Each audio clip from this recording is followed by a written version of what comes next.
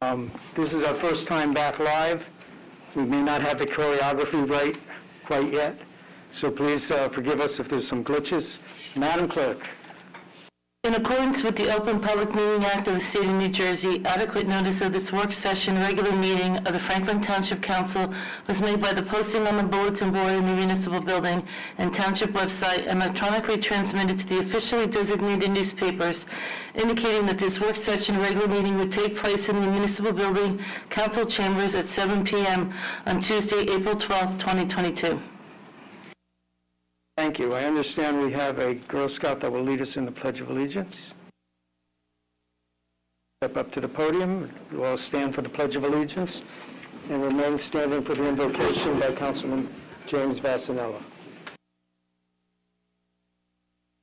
I pledge of allegiance to the flag of the United States of America and to the republic for which it stands, one nation, under God, indivisible, with liberty and justice for all. Remain standing for the invocation.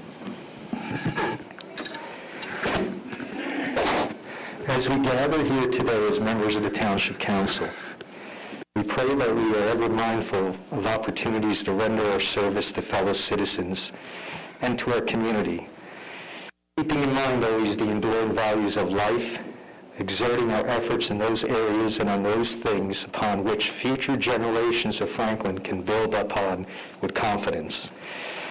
Let us continue to strive to make a better world, and especially a better world for our beloved Franklin Township. Amen.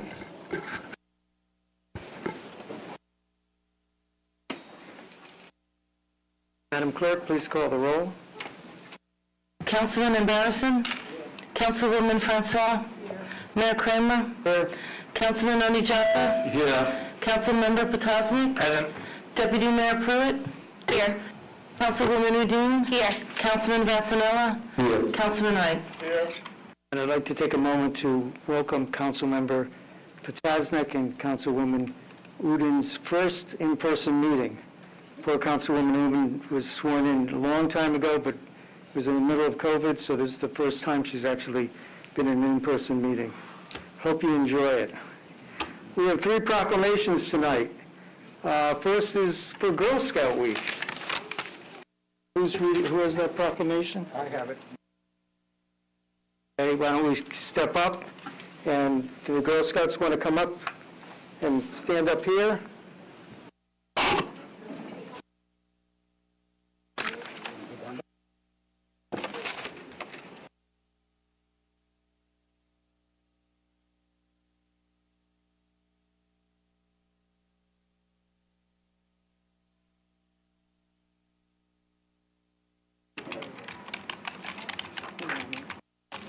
Hello.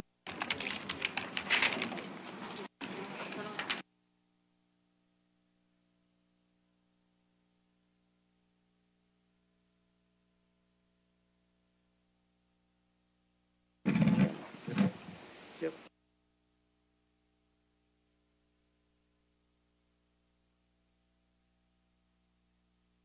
Girl Scout Week Proclamation. Whereas March 12, 2022 marks the 110th anniversary of Girl Scouts USA, founded by Juliet Gordon Lowe in 1912 in Savannah, Georgia. And whereas Girl Scouts unleashes the girl, the go-getter, innovator, risk-taker, leader in every girl, preparing her for a lifetime of leadership. And whereas throughout its distinguished history, Girl Scouting has inspired millions of girls and women with courage, confidence, and character to make the world a better place. And whereas through Girl Scout leadership experience, girls develop the skills and lessons that will serve them throughout their lives so that they may contribute to their communities. And whereas Girl Scouting takes an active role in increasing girls' awareness of the opportunities in math, science, and sports technology, and many fields of interest that can expand their horizons.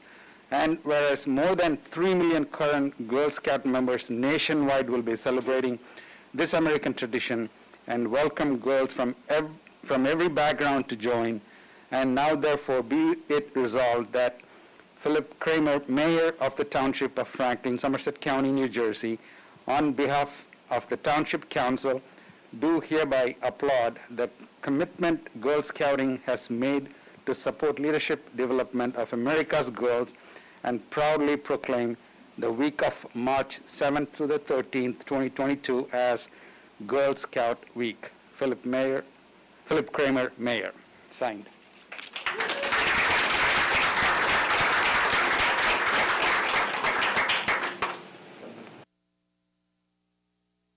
Scout leader to give this.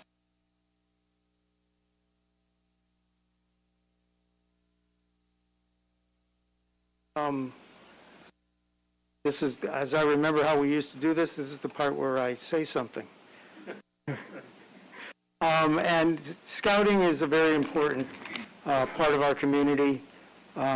It helps our kids learn to associate with each other, to learn with leadership of each other. The younger girls learn from the older girls, and that helps build the society. My thanks goes out to the scout leaders who take the time to make this work. It's a lot of effort, a lot of time, and I very much appreciate that they are able to spend that time to do it. So thank you. The next proclamation is for a very special thing, and that's for a Gold Award. I hate to have to say this, but the Gold Award is the Girl Scout equivalent to the Boy Scouts Eagle Scout. And it's sad that people don't know that. It's every bit as difficult, challenging, and important to be able to reach that goal. Not many girls do. I was fortunate enough a few years ago to be a sponsor, if that's the right word, for a girl who made it to got the Gold Star Award. So this is a very important award coming up, and Mr. Vassanella and the houses, would you like to come up for our Gold Star recipient? Be honored.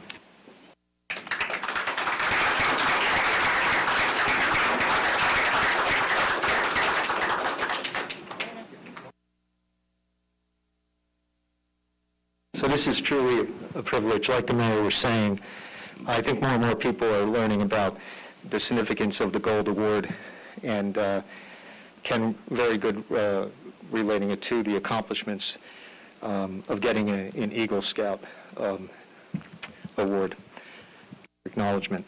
So I'm going to read this. Whereas the Gold Award is the highest honor in Girl Scouting, and whereas the Gold Award fosters and nurtures leadership qualities and encourages a Girl Scout to inspire her community through hard work and dedication, and whereas Megan House, Troop 60607, has earned the Gold Award by completing her project raising awareness of the spotted lanternfly, and whereas Megan's project developed and implemented educational workshops and activities for schools, groups, and clubs about the spotted lanternfly's life cycle, biology, and habits, as well as methods to eradicate them. And whereas Megan has made a huge impact on her community by being diligent and conscientious as she completed her 80 hours of work on her project. Now, therefore, on behalf of Philip Kramer, Mayor of the Township of Franklin, County of Somerset, State of New Jersey, and on behalf of the Township Council and the citizens of the Township of Franklin, we do hereby commend Megan House for the honor she has bestowed upon her community, Girl Scout Troop 60607, her family and friends, as a recipient of the Gold Award. Congratulations, Megan.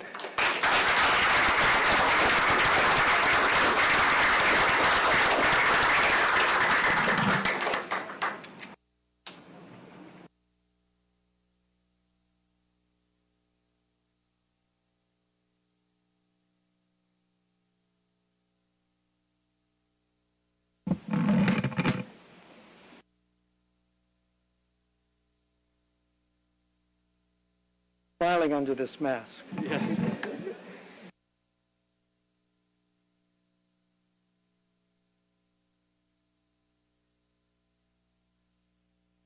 Yes, and Megan, would you like to talk about your project for a moment? And just being involved in scouting, BSA, which is Boy Scouts of America, but now they do have females involved in scouting. But knowing what I do know about Girl Scouts, it truly is a labor of love. And I know, I don't know the project specifically, but I know that you put in a lot of time, and congratulations. The Township's better off for your accomplishment, and we look forward to your leadership skills benefiting our township in the future. Congratulations, and congratulations to the parents, who I know put in a lot of effort to make it happen.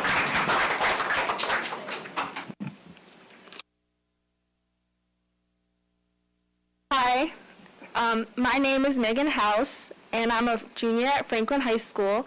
I've been a Girl Scout since I was in first grade, and for my Gold Award project, I decided to raise awareness of the spotted lanternfly, which is an invasive insect that is having detrimental effects on our environment and our economy. So I did extensive research, and I worked with many experts, including environmental scientists and Rutgers biologists, to figure out the best ways to do this. And I led my team to develop and implement educational workshops and activities for schools, groups, and clubs all about the spotted lanternfly life cycle, biology, and habits, and as well, I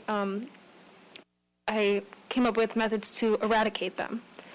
In addition, I led my team to develop media posts that I put up on trail kiosks, social media, websites, articles, and a billboard on Route 287. I reached thousands of people in more than 5 states, and I spent over 130 hours on my project. I would like to thank my team and my project advisor for being so helpful and for going out of their way to help me make a difference in the world, and for being so supportive every step of the way. So spotted lanternflies are going to be hatching soon, so make sure to look over your trees, and if you see any eggs, scrape them off, please. Thank you.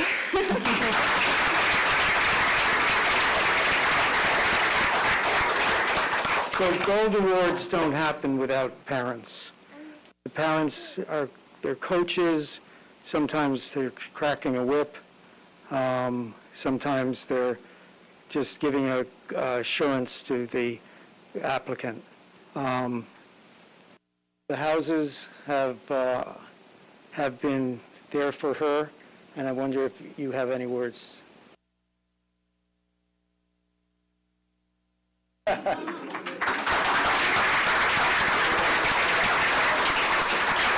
thank you. Thank you all.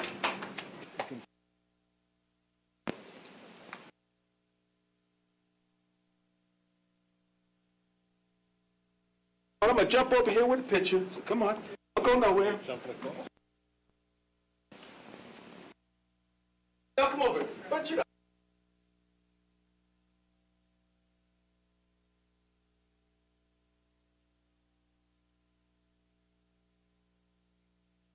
Devin, come on, bunch it up.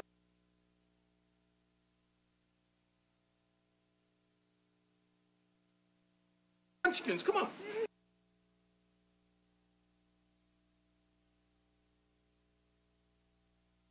Trying to get them together. Y'all got a picture now, right? Yep. Do y'all want to get in? I'm in already. I'm in. Y'all want to get in? I'm here. All right. Get in and say hello. Now, them two on the end. Them two munchkins there. Come on in. A little. Y'all friends, get a little closer. Not as tall as Carl now. Go ahead, cut. Oh, wait, she's this little one. Come on.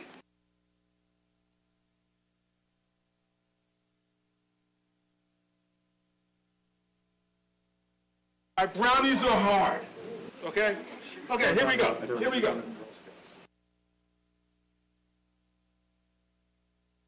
Girl Scouts!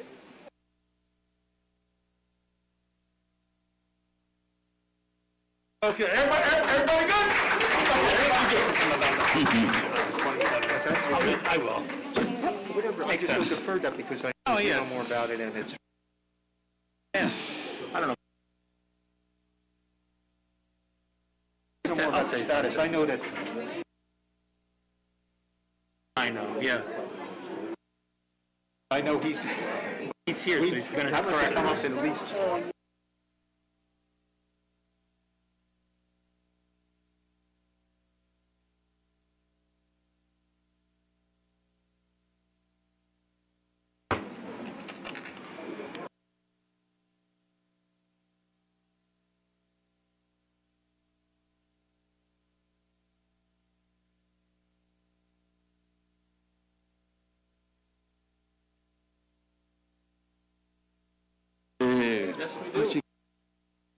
The next proclamation is the American Muslim Heritage Month proclamation, and it will be presented by Councilwoman Shipa Udine.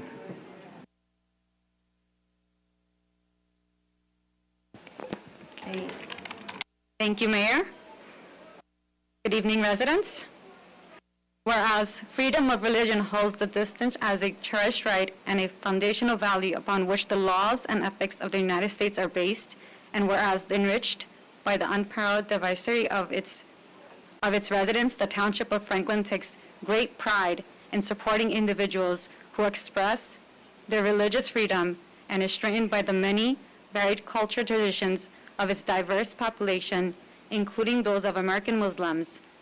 And whereas American women have played a unique role throughout the history of the nation by providing the majority of the volunteer labor force of the nation. And whereas the history of Islam in this country dates back to before its founding, originating with enslaved Africans who brought their Muslim beliefs with them to the Americas, and who later contributed in numerous ways to the founding of the nation. And whereas today there are millions of American Muslims, both immigrants and native-born, of diverse backgrounds and beliefs. And whereas American Muslims within the Township of Franklin strive to promote peace and understanding between all faiths, identities, and nationalities while upholding those values and principles that define the American people. And whereas currently Muslims around the world are also observing the month of Ramadan by fasting from sunrise to sunset for spiritual reflection and to help bring awareness to the plight of the less fortunate. And whereas the end of the month of Ramadan is celebrated with the Eid al-Fitr festival, which is a joyous occasion marked by sharing of sweets, gifts, and good familiar tidings with friends and neighbors. Now, therefore, the Mayor and the Council of Township of Franklin do hereby proclaim the month of April 2022 American Muslim Heritage Month and extend the respect and camaraderie of every American deserves as we call this observance to the attention of all of our citizens. Thank you. So Brother Alex Karazi, our Interfaith President, could not be here to accept this award. He's traveling, but once he's back, I will make sure that he gets this.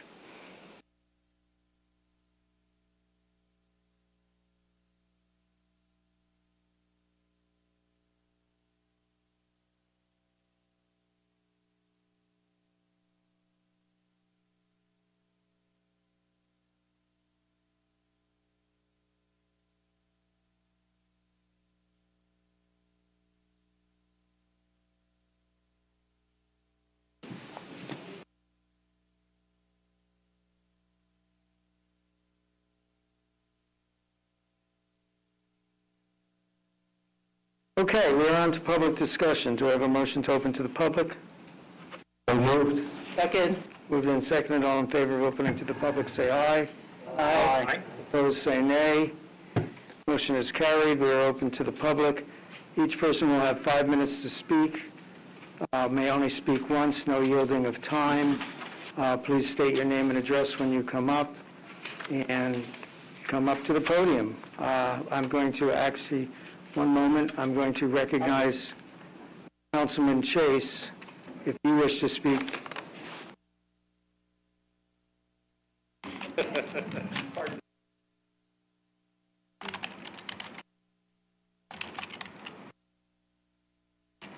Welcome back, Councilman. Thank you. It's good to be back, even if I'm sitting out among the public. I have a public-style question to ask, primarily of the manager.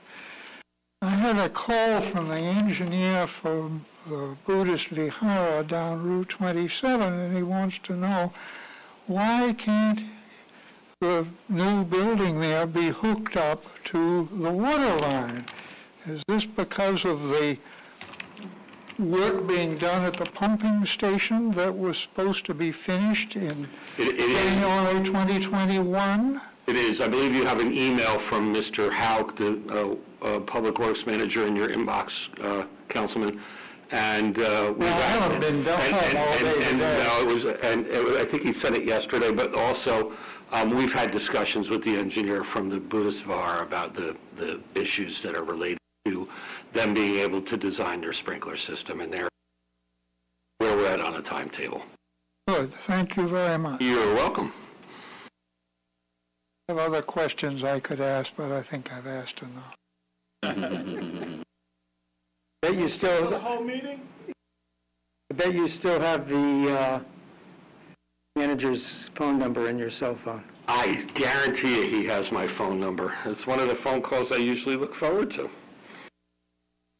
Anyone else wish to speak?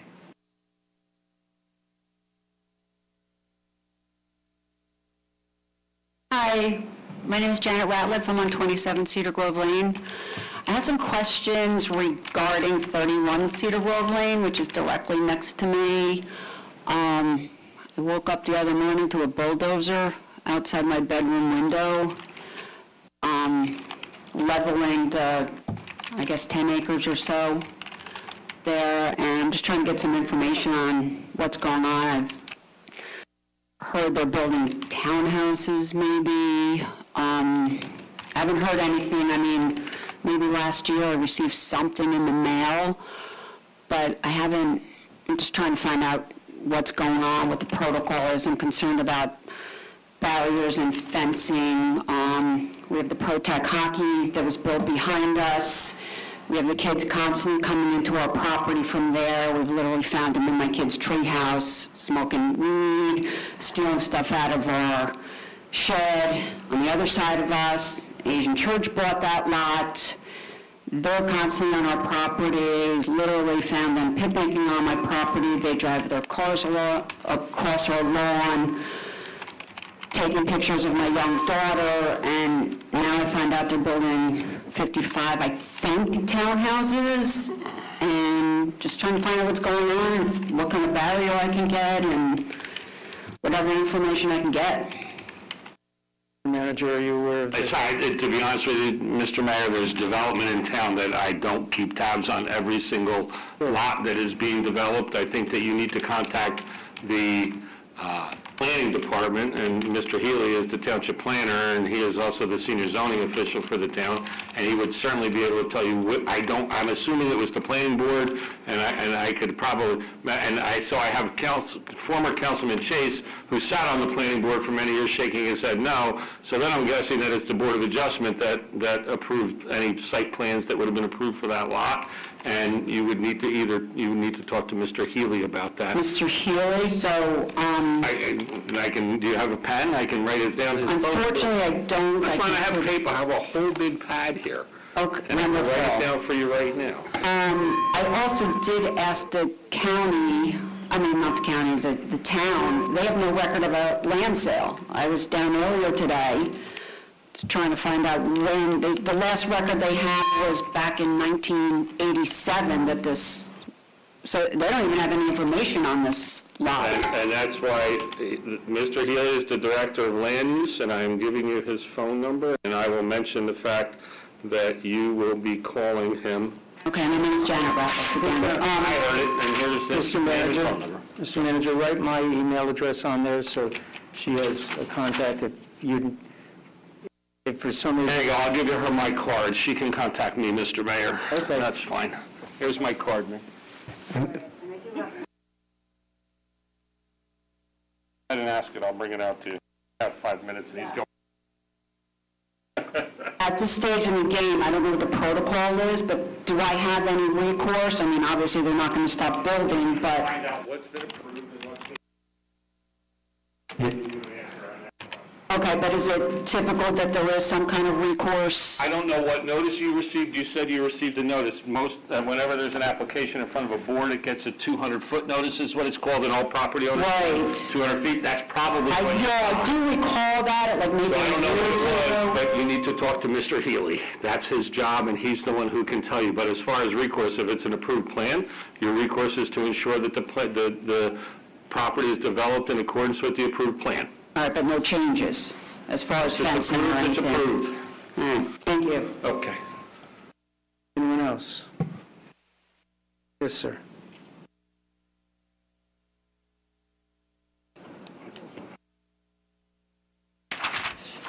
Good evening.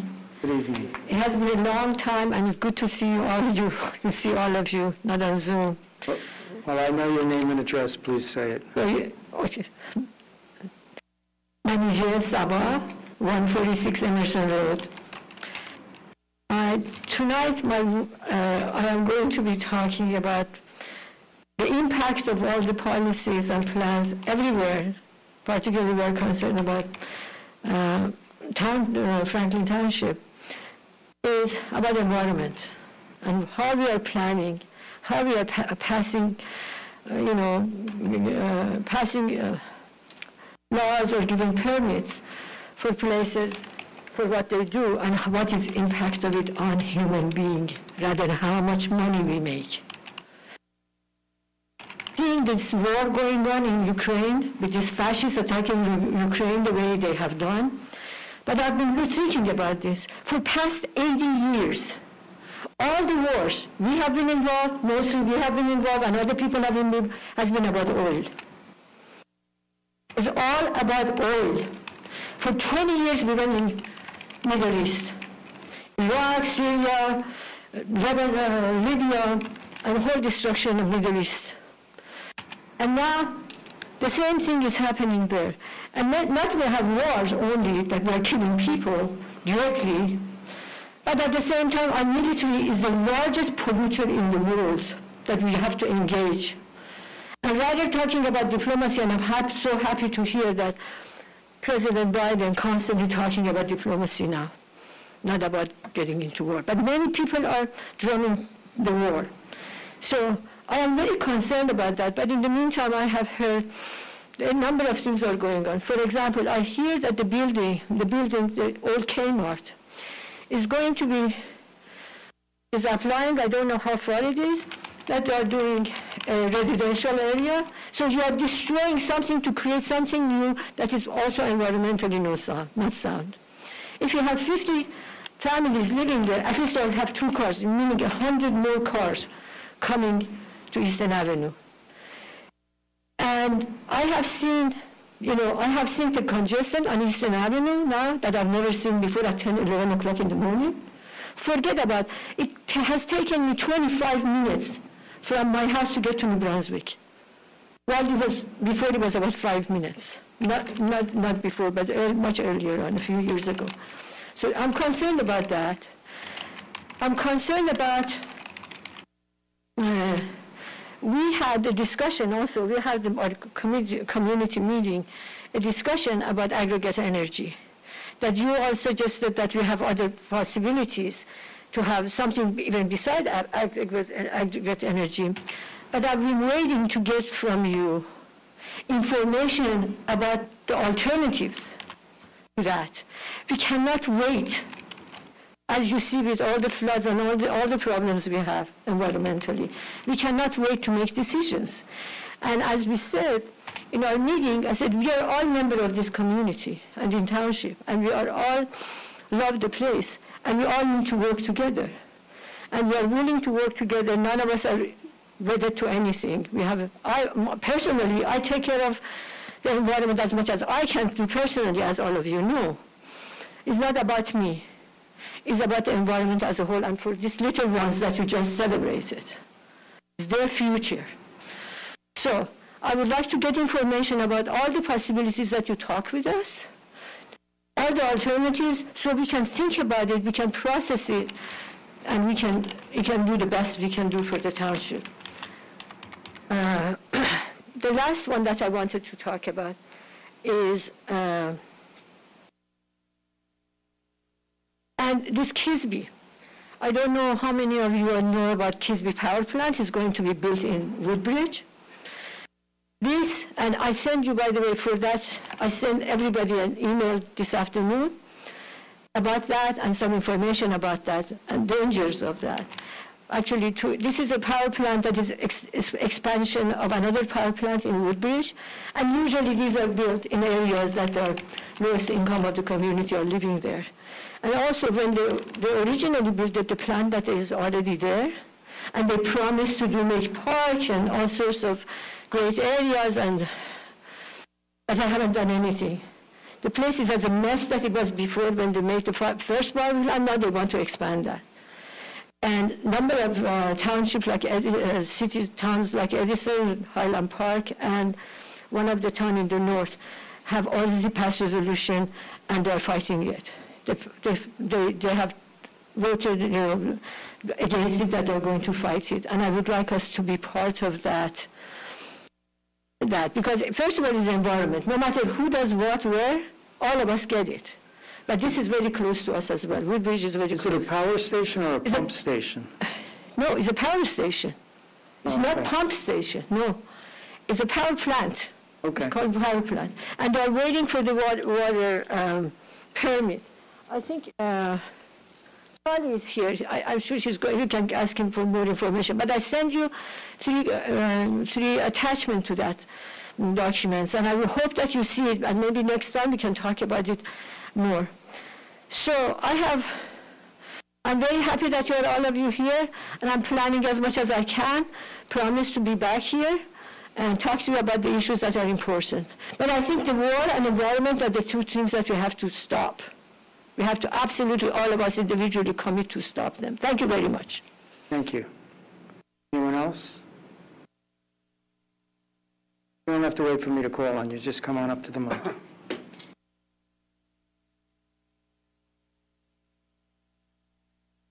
Jim Johnston at 34 Norwich Place. I'm very glad that you talked about 31 Cedar Grove Lane, because I was going to talk to you about the exact same thing. Okay. And I appreciate what you said about Mr. Healy, because the past few, I don't know if any of you have seen this, but the past few days there's been a gigantic bulldozer over there tearing down everything, excavating, tearing down every tree in sight, and the area of excavation is getting bigger and bigger. If they're going to be building 53 homes over there, that's going to add a lot more traffic congestion on Eastern Avenue. And I'm worried about all the birds and the wildlife that have no home now. Okay, so, and the zoning board, they keep coming up with all these ideas. A few weeks ago, they came up with the idea of having a warehouse on Route 27 in Franklin that would have truck bays for 36 trucks. 36, can you imagine truck bays for 36 trucks? And they would be going through North Brunswick, and the town council in North Brunswick got wind of it, and they came over here to Franklin and started protesting, and they were going to participate in the zoning board meeting, but then thankfully they pushed it back. So, and then now I apologize to bring up South Middlebush Road again, because I know we've talked about this many times before. But the first house of worship on South Middlebush Road has been approved, but the second one, they're still having hearings for it. And I just want to make a couple points. If you're reading in the news that rising food prices, okay, food prices are rising. They're even talking about scarcity of food, empty shelves in the supermarket. The reason why they set up all that agricultural land on South Middlebush Road was to prepare us for a contingency like that. Even if there's a nationwide food shortage, we can fall back on that agricultural land on South Middlebush Road as a source of food. But if we're going to have these developers or houses of worship come in there and take our agricultural land away from us, that's going to make us more vulnerable to food shortages. So I'm asking you to look at it from that standpoint. Okay, so, and I know you said there's a possibility of a lawsuit, but, and in Bridgewater, there was a lawsuit. But the House of Worship in Bridgewater is a different case, because they're located on a residential area and not an agricultural area like we have here. So we have all the more, we have all the more reason to want to preserve our agricultural area, to make sure that all the residents of Franklin are assured of having a food supply, no matter what happens. Okay, so that's about it. Thank you. Okay. Thank you. Anyone else?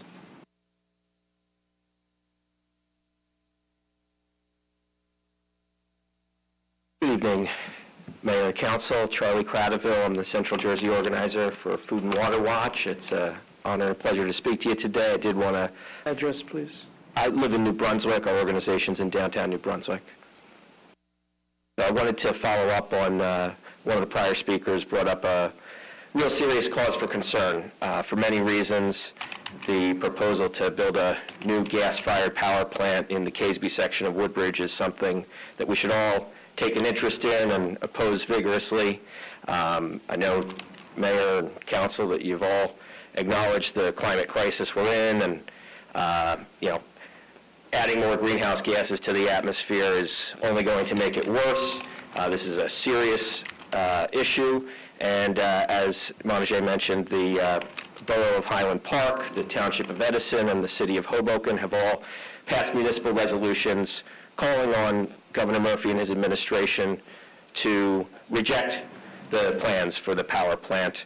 Not only will it exacerbate the climate crisis, but it will also make it harder to breathe. Air quality is already a problem in Central Jersey, and adding more fossil fuels and burning them right here in environmental justice communities will not help either. So I wanted to offer to present to the council more about this project at your next meeting. Also make myself available to answer your questions offline or speak one-on-one if you like about this, and wanted to also confirm that you got the information that Montague sent, and that we can follow up and hopefully present and have an agenda item for you to pass a similar municipal resolution and take a stand in this important fight to protect our air and our planet. I actually have a question, and I'm not trying to trap you. That this is an honest question. So we're pushing electric cars. We're going to need more power plants. I know that your answer is going to be reusable or renewable energy, green energy. But do you think, and the honest question, can we build that quick enough to...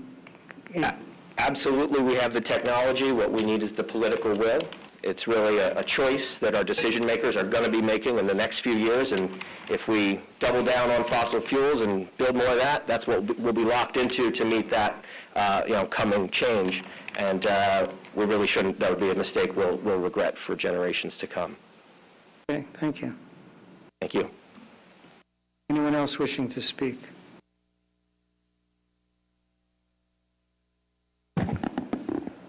Seeing no one else coming forward, Mayor, a motion to close the public portion of the meeting. Second. Moved and seconded. All in favor of closing public portion, say aye. Aye. Opposed, say nay. Motion is carried. Public session is closed. Mr. Mayor, I'd like to make a motion to make an amendment to the agenda and move agenda item number 9 for council discussion item, annual police department, up ahead of the council comments and reports. We have a motion to amend the agenda. Second. Second. Any discussion? All in favor, say aye. Aye. Opposed, say nay. Motion is carried. So we're going to skip down now to item number 9, council discussion item for the annual police department report.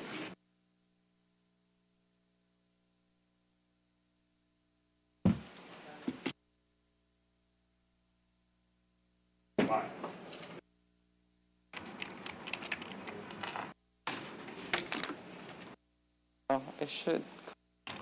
Oh, because you had it on before. Malik? go to sleep. Would you do me a favor? The switches on the box closest to me, the first and fourth switch. Thank you. If you want to turn off more, you can turn off more. Who's going to keep us up, though?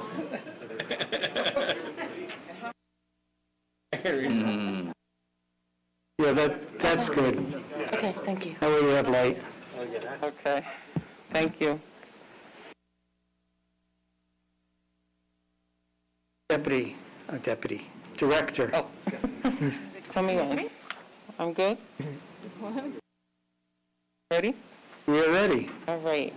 Good evening, everyone. My name is Quavella Mayweather. I am the Public Safety Director for the Franklin Township, I'm going to say Police Department and a few other things, Animal Shelter. So tonight, I'm going to present the 2021 annual report. I just want to say good evening to the council, the mayor, the deputy mayor, township manager, clerk, and other township personnel and guests. Thank you for having me. I am proud to represent the police department and our animal shelter. I work with a group of extraordinary people who have, despite challenges, have shown me that they are willing to make a difference in this town. And tonight I'd like to demonstrate some of the hard work performed by the men and women of our department.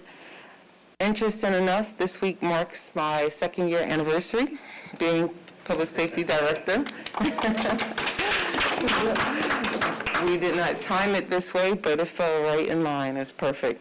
So I am going to definitely, first of all, thank the men and women of the department because they do make my job easier. I will say they take my guidance sometimes, like, are you serious? But, you know, they, all right, she wants it done this way, you know, and I've taught them that you can do more than one thing at a time. So I welcome you. I have about 20 slides. Trust me, I will make it as quick as possible. So our department is broken down into 3 divisions: patrol, professional services, and investigative division.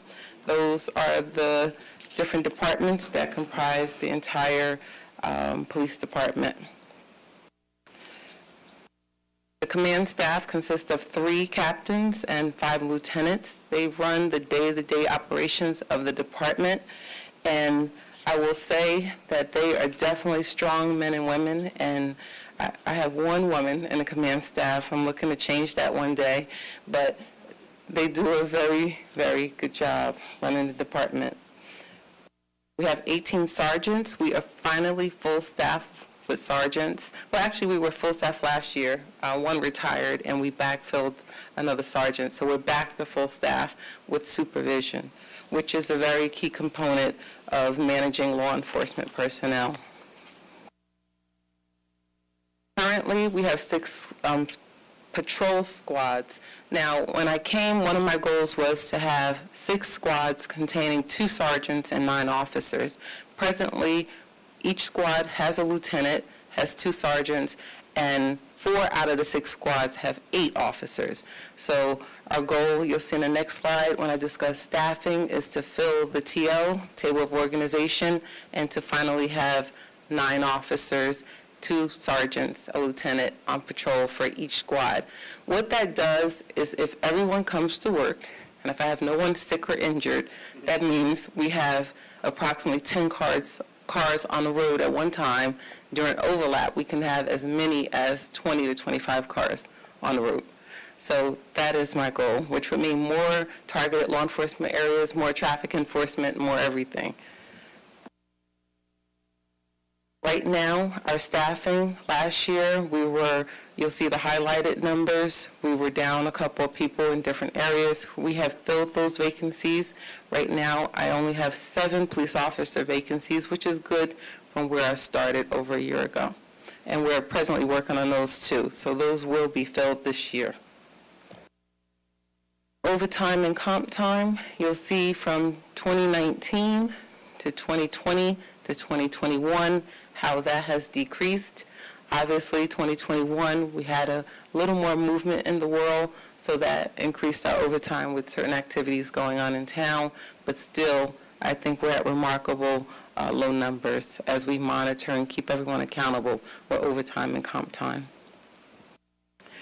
I did a little different chart this year since we had some information from the census, and you'll see the breakdown and the comparison of the population of Franklin to our police officers in the department. I think is quite remarkable to see we are getting there. We are closely matching and resembling the diversity within our community. So I'll go to the next. No, I don't have that there. But if you look at the female officers, that has increased by 4% from 2019. The number of black officers increased by 15%, and we're steady with our Hispanic and Asian officers. So I will say that a lot of times just the attraction of the diversity in the department attracts other new officers to the town to just want to even apply here. Our total calls for services have steadily increased. I will say more and more citizens contact the police, and now everything is documented. So that also creates an increase in the numbers, meaning anytime there's an interaction with the police officers and citizens, that creates a number in the CAD. So even though it looks remarkable how the numbers keep, creeping up, it's not really increasing all the calls. It's just that we're documenting everything now. And also with the body cams, we have to have a number attached to any connection or any contact.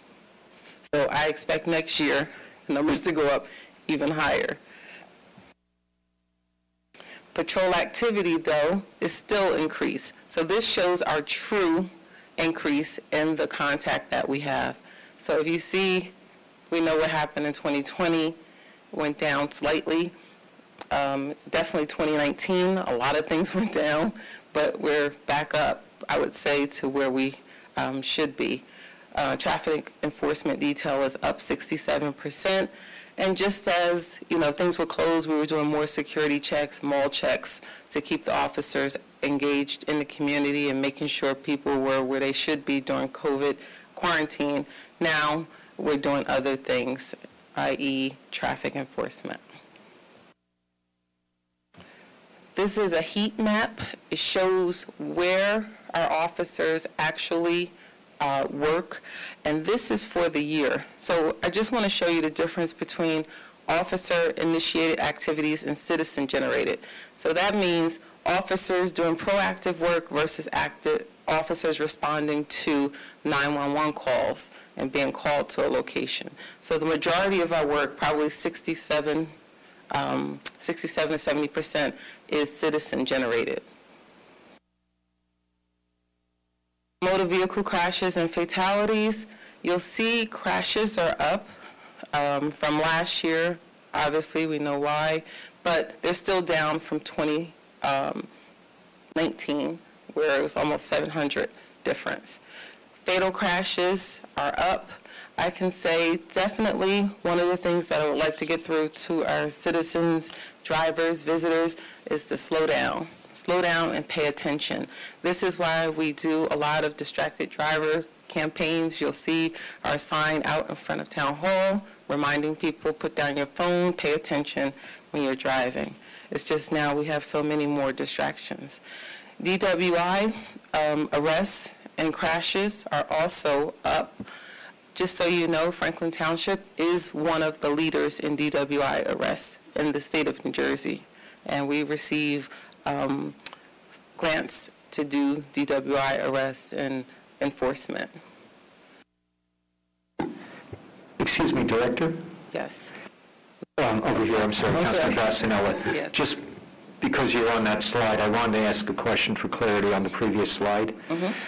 Is there any data that we have or that we can get going forward that would give indications of whether it's any kind of accident, fatality, anything, whether or not it involves a truck or tractor trailer directly or indirectly? Is there any stats that would show that? Yes, yes. Okay. I mean, we would have to pull it from our traffic enforcement division. Okay, well, I'm not asking for it right now. I'm just curious because a lot of people conscientious of the extremely what appears to be larger volume of truck traffic, commercial traffic, tractor-trailer traffic. I'm just wondering if there's any correlation, directly or indirectly, with any increase in fatalities or accidents overall. But we can perhaps talk about that at a public safety meeting coming up. Okay. Thank you. No problem. I can say from my 2 years here, a motor vehicle accident with a tractor or truck is a major incident. And I don't recall too many of them, but I will have them check for that for our next public safety meeting. Domestic violence incidents. Okay, they were slightly up in 2020, and we hope the trend will continue to go downward. We had attributed that to people being in close contact for a long time with each other, but we'll see. 1999 was our highest, which was 637. We don't want to break any records in that area. Our Detective Bureau steadily closes out cases. 2020, they had an 81% closeout rate versus an 85% closeout rate, and they have to meet certain criteria and has to go through several layers of approval before they can close those cases out. Usually it's closed, exceptionally closed, or closed by arrest. This is our 2021 UCR crime statistics, which mean uniform crime rate. Everyone reports this through the FBI. We're not special when it comes to reporting.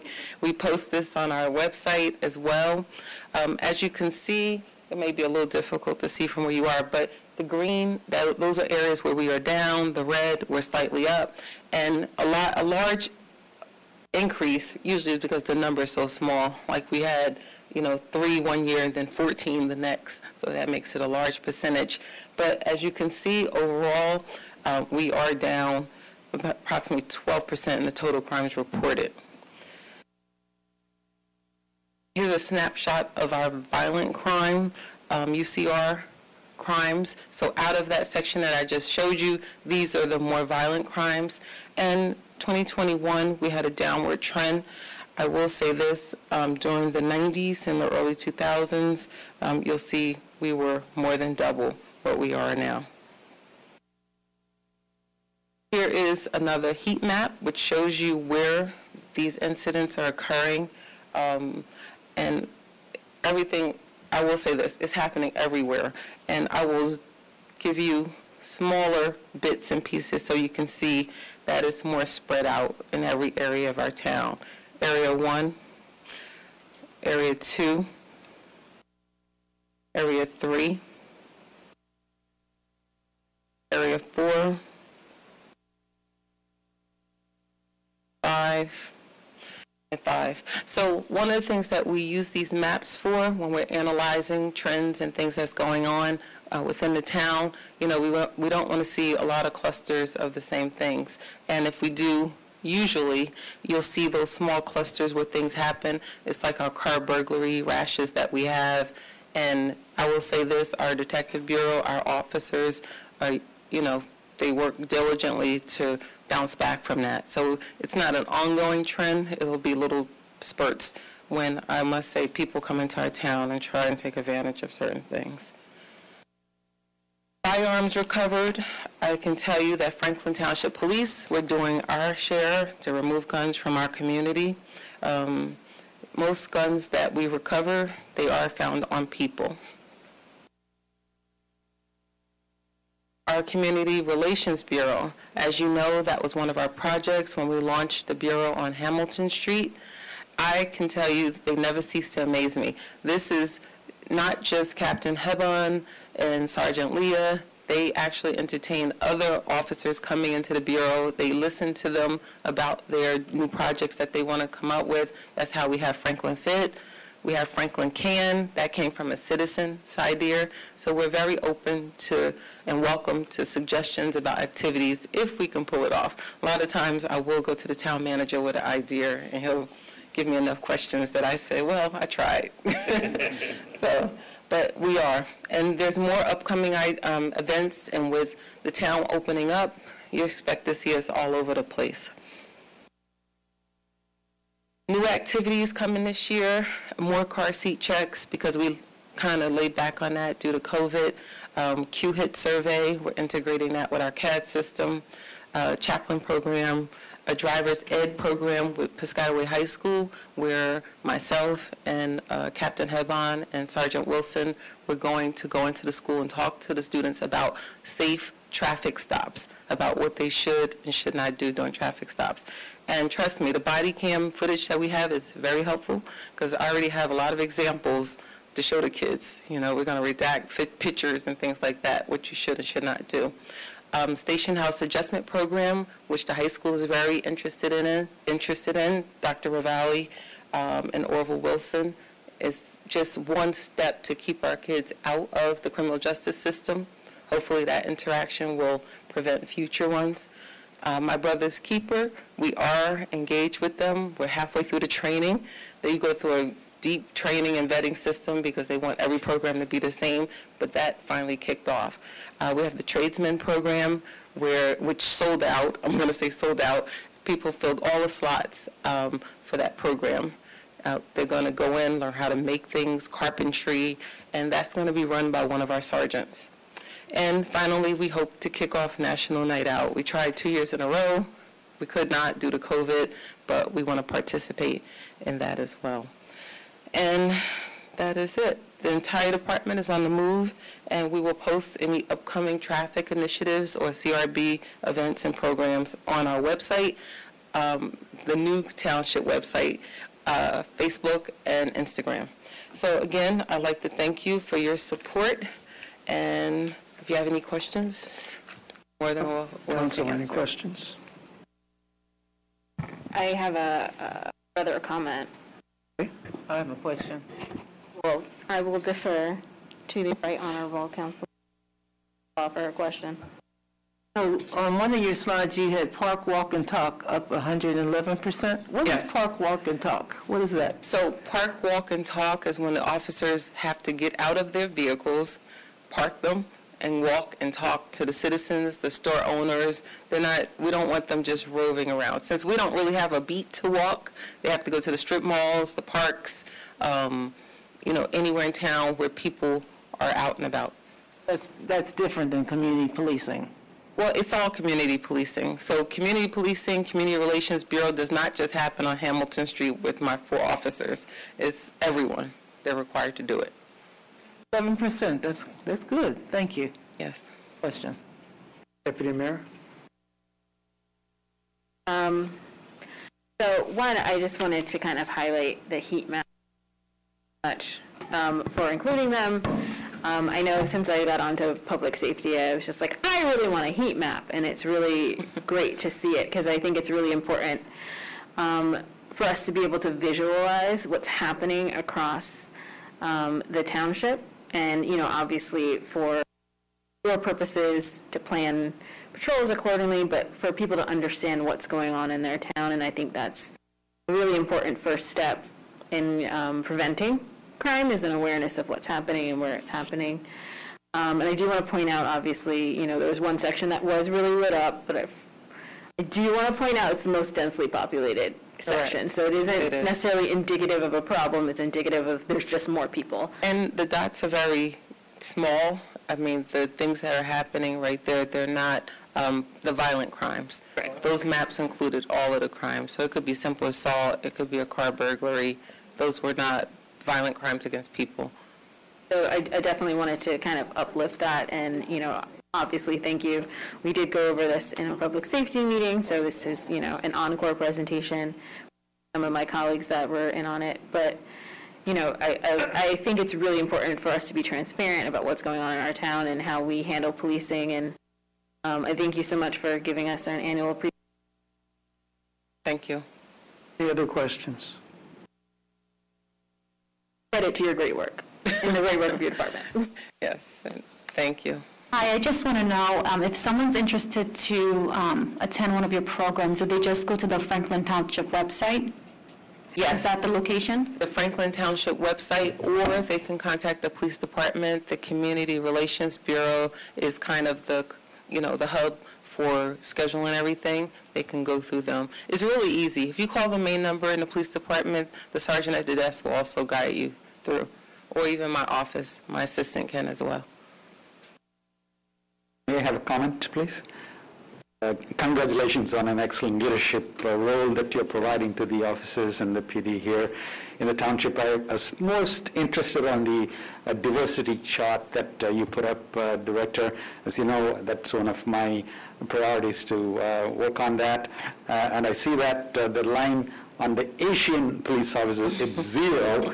And so I'd like to work with you to kind of... For 2. Was it 2? As my eyesight? We have 2. Yeah, it's small. I couldn't read it, I'm sorry. I will email it to the council. No, there's 2. There's 2? Okay, there's all right. 2. So I'd like to work with you to maybe improve that a little bit Well, more. I may have an improvement coming for you soon, next month. Thank you. Yes, I may double it. I am making calls to some of the other townships. Where there is a large Indian population like Edison, and the council people there have promised to give me leads that I'm going to pass it on to. It's not to the for lack township. of trying, but, we hire for talent and for qualifications, so it's hard sometimes to get that diversity right out, because if you come across a great candidate, no matter who he or she is, we hire them. So that's why our numbers fluctuate a lot sometimes. But, we're open-minded. Great job. Thank you. Thank you. Well, thank you for the great job that you do. We really appreciate it in the police department here in Franklin Township. Thank you. Thanks, everyone. Thank you. Oops. Thought I could go back there and turn on the lights.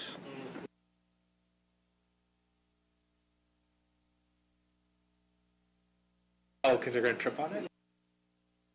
So back to the regular agenda order, going back to council comments and reports. We'll start on my left with Councilman Wright. Councilman Wright? Councilman Wright, council comments? Sorry to have asked. I had something answered. It's just I hadn't been on that. He's talking. He didn't hear you.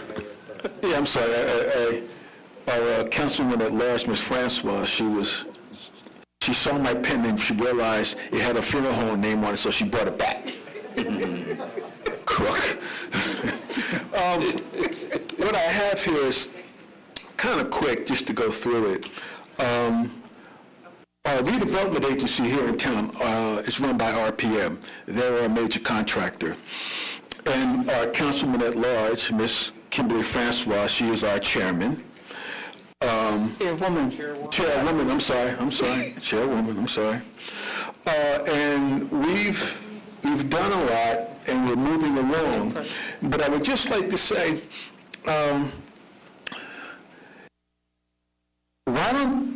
it's easy to come to our meetings. It's an open meeting. People can show up. People can ask questions.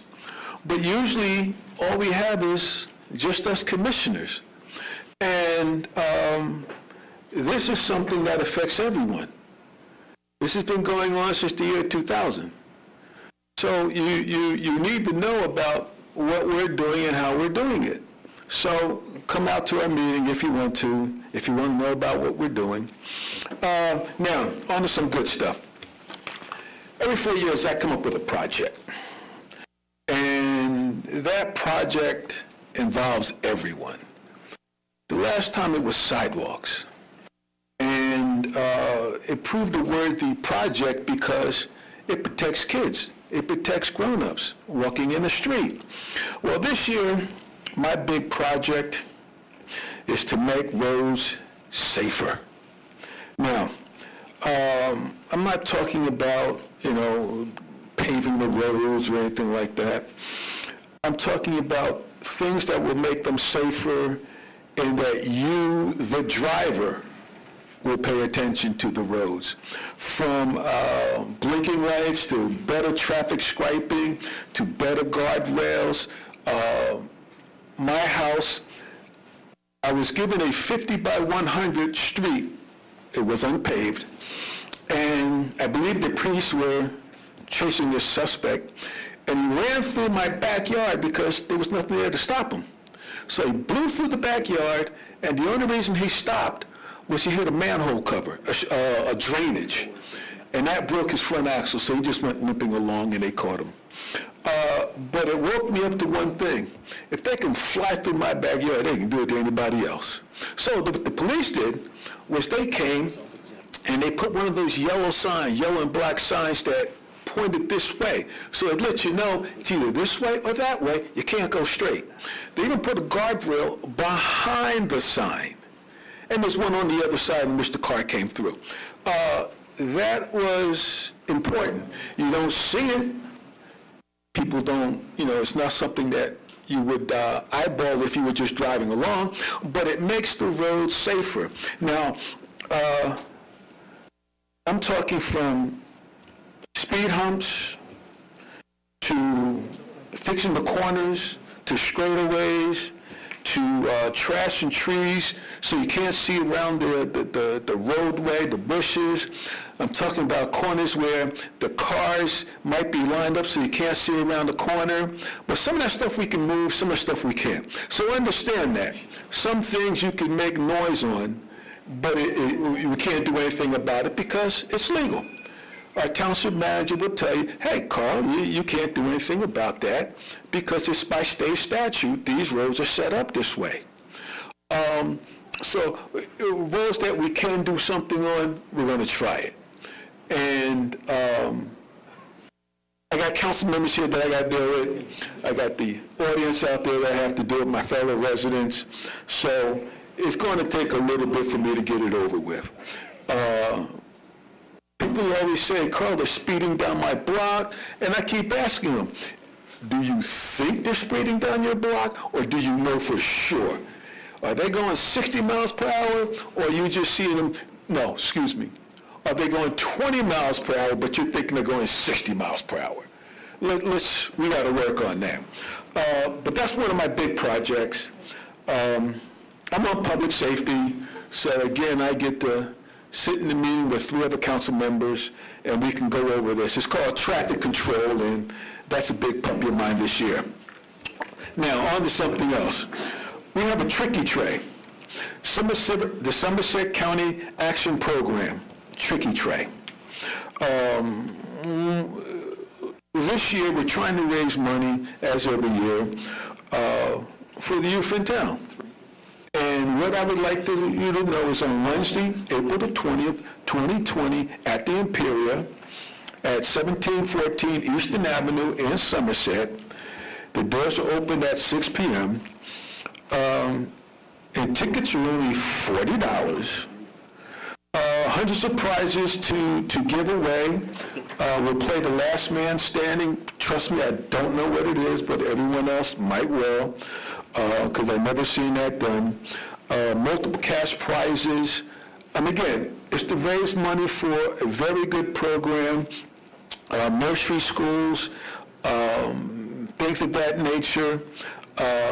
Ms. Francois, again, along with myself, we sit on the committee, sits in the 4th Ward, and we help people. We help the little kids in the neighborhood.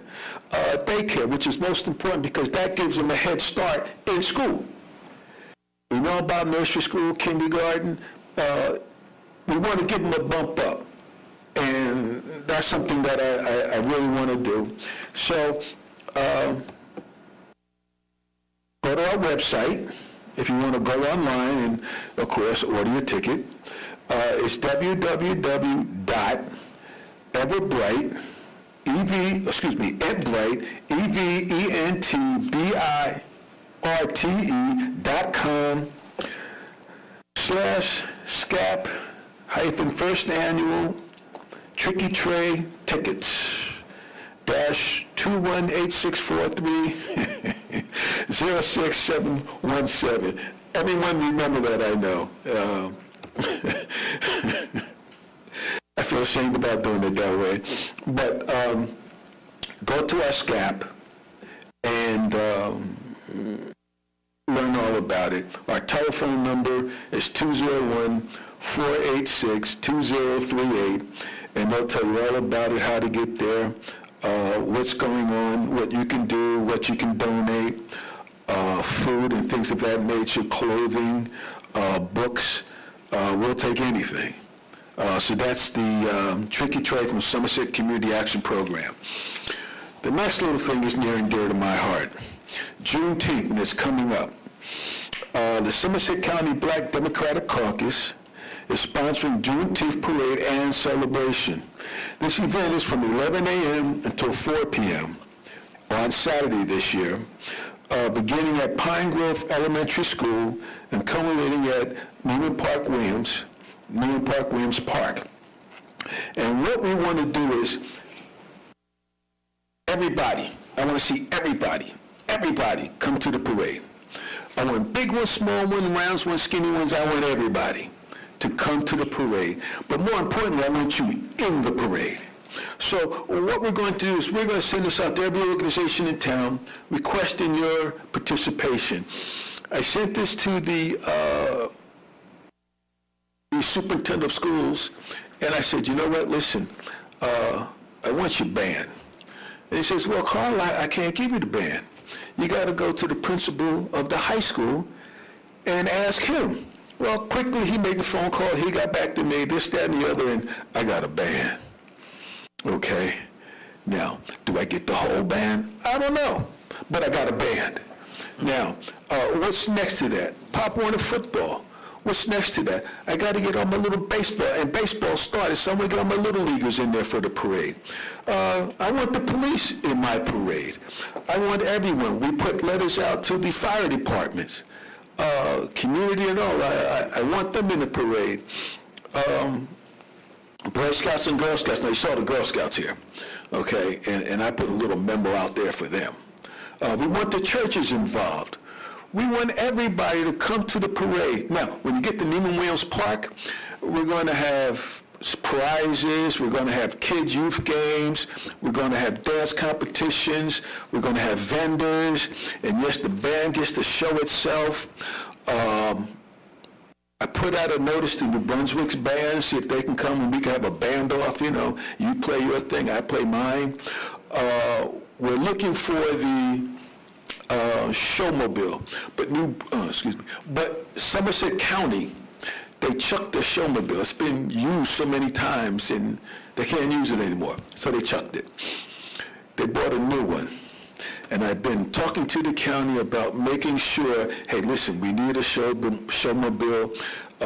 We don't want to spend the dollars to go get one, so bring yours in, and we've been on their back to get it. So hopefully everything of that nature comes through. We've been talking to one of our, the freeholder, the commissioner director, and Ms. Chanel Robinson, who lives in the 4th Ward in my backyard, about getting this together. So, Mr. Mayor, I think I am done. Oh, for the Juneteenth celebration, let me give you a telephone number. That's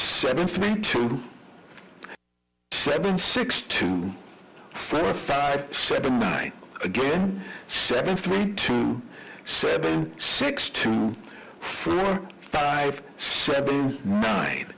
That's the telephone number that you can call to figure out if you can get in there. Oh, and we have floats too. So if you want to get a float, get a float. I'll give you the number for the float later on. You call them, you get a float, you'll love it. But that's it. That's all I have to say, and moving down the line. Councilwoman Udine.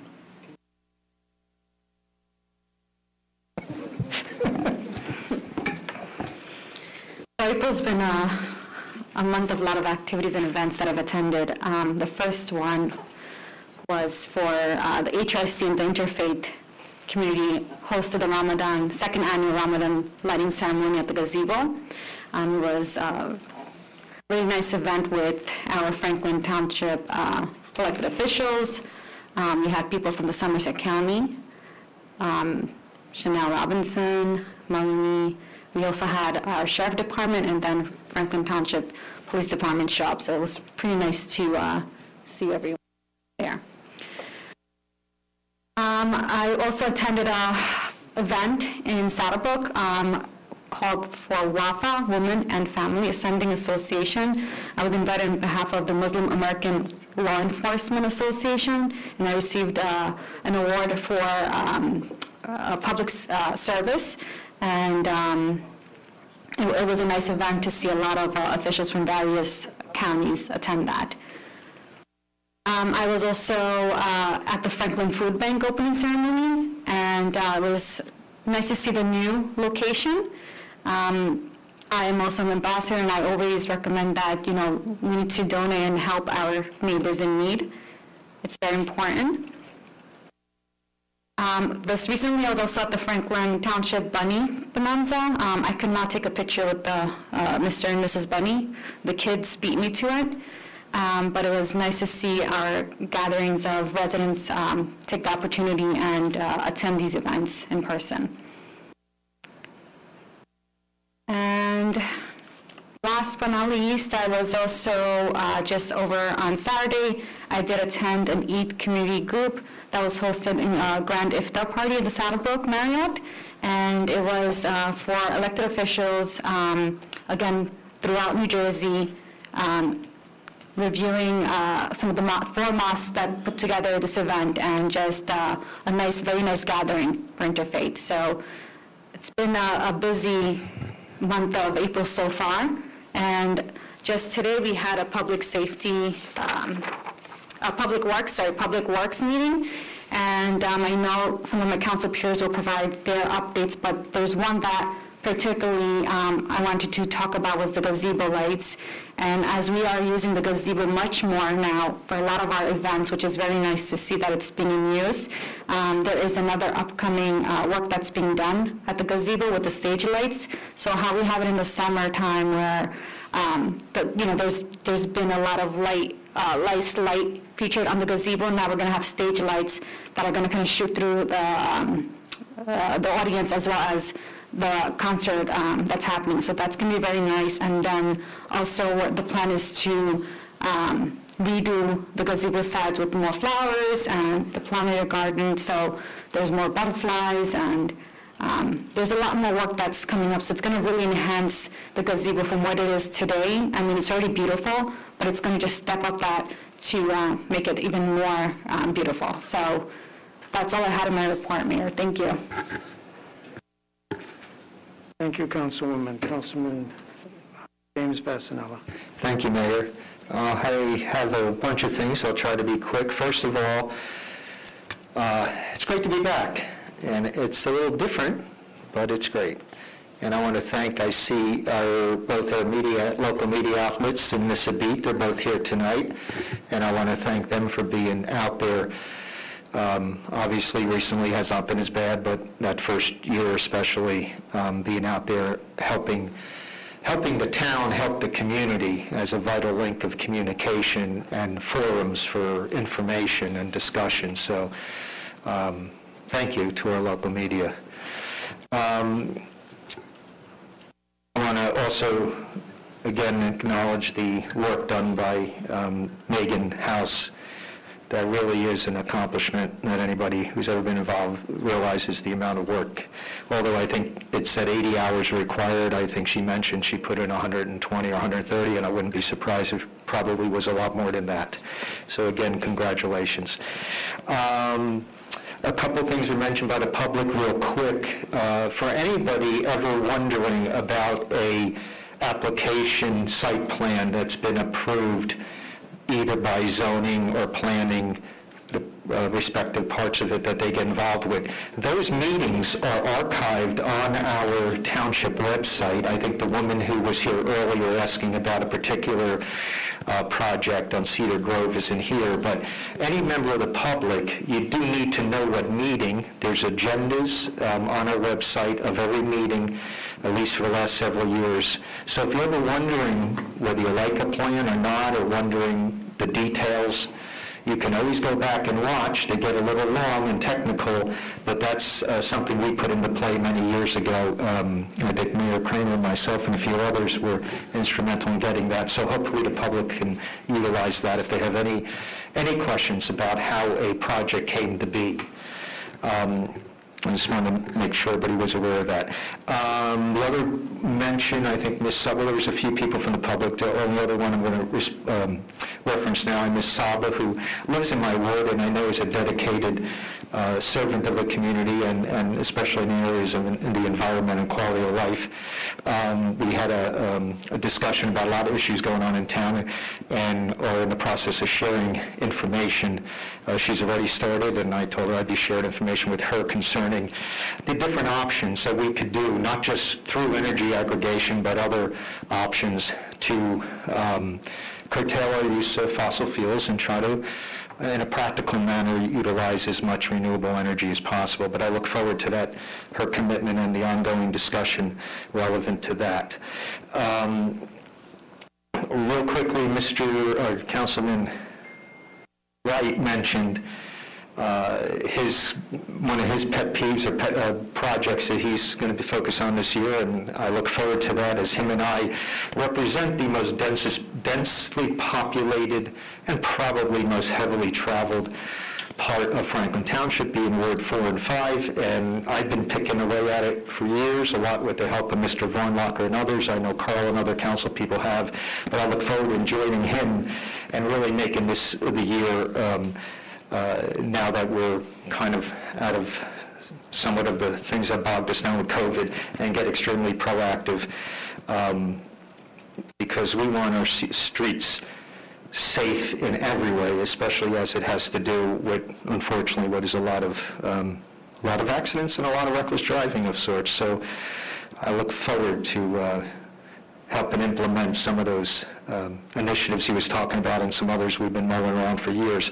Real quickly, I had the honor, and it truly was an honor, to go to baseball opening day. Our Little League is starting its 70th baseball season, 70th. I believe they're the longest running, continuously running program, athletic program in the township. And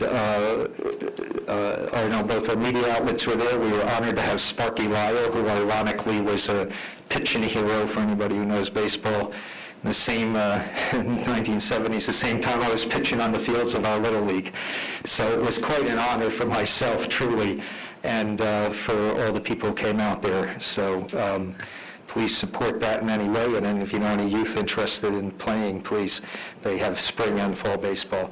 So a couple more things, and I'll wrap up here. Referencing the meeting Councilwoman Udine talked about, our manager might have a few more of the details, but something I wanted to mention that came up in our Public Works, we're getting a little seedling, and although it's a small little planting, whatever you want to call it, it's part of a tree, or from a tree that's 600 years old, a giant oak, I believe it was, in Salem County. We're calling it the Salem Oak, but we're going to be planting it and keeping it well protected, and hopefully when we're long gone, that might reach a 600-year threshold, and our manager perhaps will speak a little bit about that, but that's his efforts and the Shade Tree Commission are going to make that happen, and we look forward to that. It will be symbolic, but also there out by the old schoolhouse, so hopefully people will notice it, and it will be a positive part of our municipal complex here. The gazebo lights were talked about, the pollinator garden, so you're going to see a lot of upgrades to that area out there. I mean, it's beautiful now, but we're tweaking it with some lighting so that when we have events, it's safe to kind of get in and out. In the evening, if it's dark and event ends, we're working on some lighting, and it's really turning into the gazebo. I remember maybe 5-6 years ago it was talked about and imagined by the group that brought it and this council who were very supportive at the time. So that, and I think there's some info about the pump station in the southern part of the township. Councilman Posnack will talk about. And the main thing we did is we've got the data back for that road survey, which we have a company now that is doing complete high-tech reviews of every street in our town. We've talked about it before. Well, we just started delving into that. It's a great program. It's a great resource.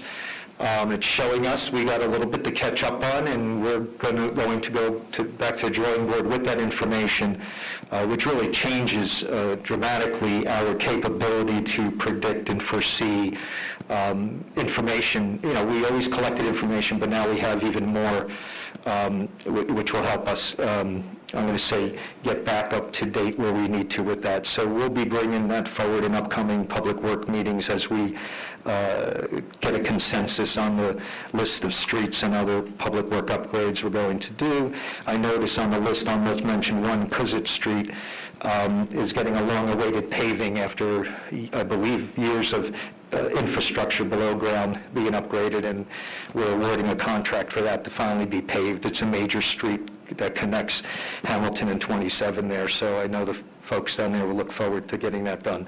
And I believe that's it. Thank you, Mayor, and I look forward to being back in this room in a couple of weeks from now. Thank you. Thank you, Councilman. Councilwoman. Thank you, Mr. Mayor. Just have one comment to make. On this past Saturday, April 9th, I had the honor and the privilege of being over at the Youth Center for the 12th annual prom dress giveaway. Lots of young ladies were over there. There were prom dresses, over 100 so prom dresses that were given away. And the young ladies were able to go in the Youth Center and try on the prom dresses. They were taught how to put on fake eyelashes. There was put on makeup. It was really, really nice. L'Oreal, which is a company here in Franklin Township, they donated a lot of giveaways. It was very, very, very nice. So that was a wonderful event, even though we haven't had our grand opening, which will happen on May 14th at 1 p.m. over at 429 Lewis Street for the grand opening of the Youth Center. And then at 5 o'clock, we're going to have the Youth Festival, and there'll be a lot of festivities. We also have a surprise coming up, but I won't announce it until the next council meeting. It's going to be a big surprise, so stay tuned and be there or be square. Thank you, Mr. Mayor. Thank you, Councilwoman. Councilman Ambassadorian. Thank you, Mr. Mayor. So just want to make a comment on Ms. Seba's mention of the war that's going on in Ukraine and between Ukraine and Russia. In our last meeting, we passed a resolution against the war, and we are in solidarity with the people of Ukraine. And in case you haven't noticed, I'm wearing yellow shirt and blue tie just to show my support. We are all Americans. We go where the peace is for the rest of the world, and we support peace wherever it might be. And I'm behind our president 100% in supporting America's position in Ukraine. So for whatever that is worth.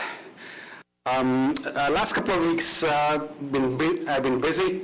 many committee meetings and events. I think the top of the list, I think March 23rd, we had a Human Relations Commission meeting. We had a good meeting, and we discussed the police, the Public Safety Director, Kuvela, made a presentation about how the police department protects our community in cases of emergency. A number of police officers are dedicated there to mingle with the community and really create a sense of belonging here. The next meeting will be live after 2 years, and we have invited the executive director, the new executive director of the food bank, Derek Smith, will make a presentation. We also convey our condolences to the family of Commissioner DeGancis. He passed away a couple of days ago, and HRC was there at the funeral earlier.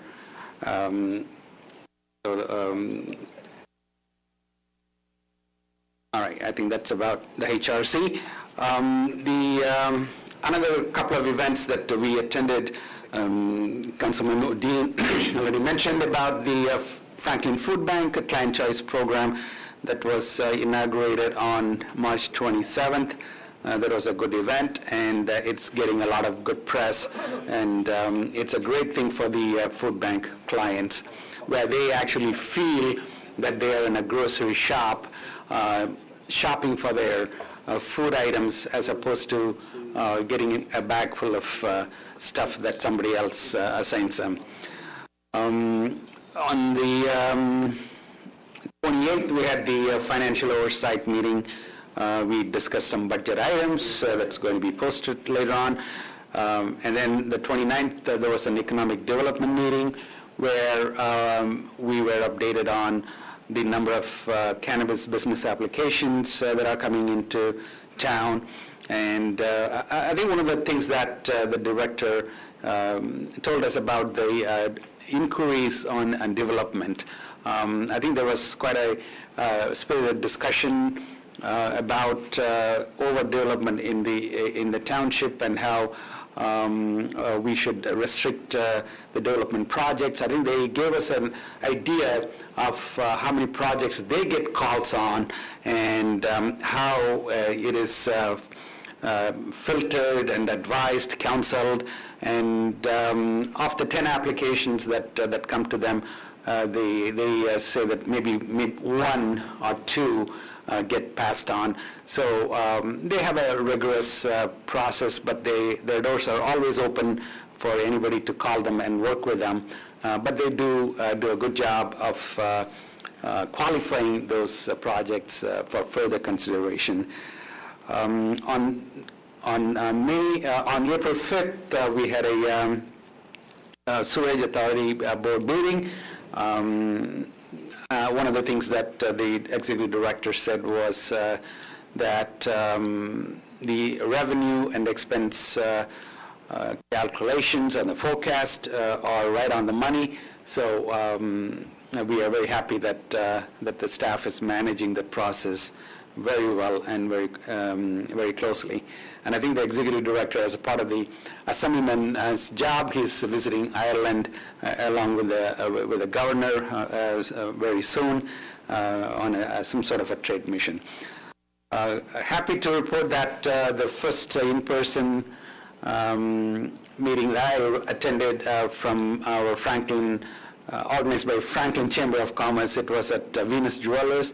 Probably about 20-25 small businesses came there, and it was a great event. It was very nice to get to meet them in person, shake hands, and say hello to the businesses in town.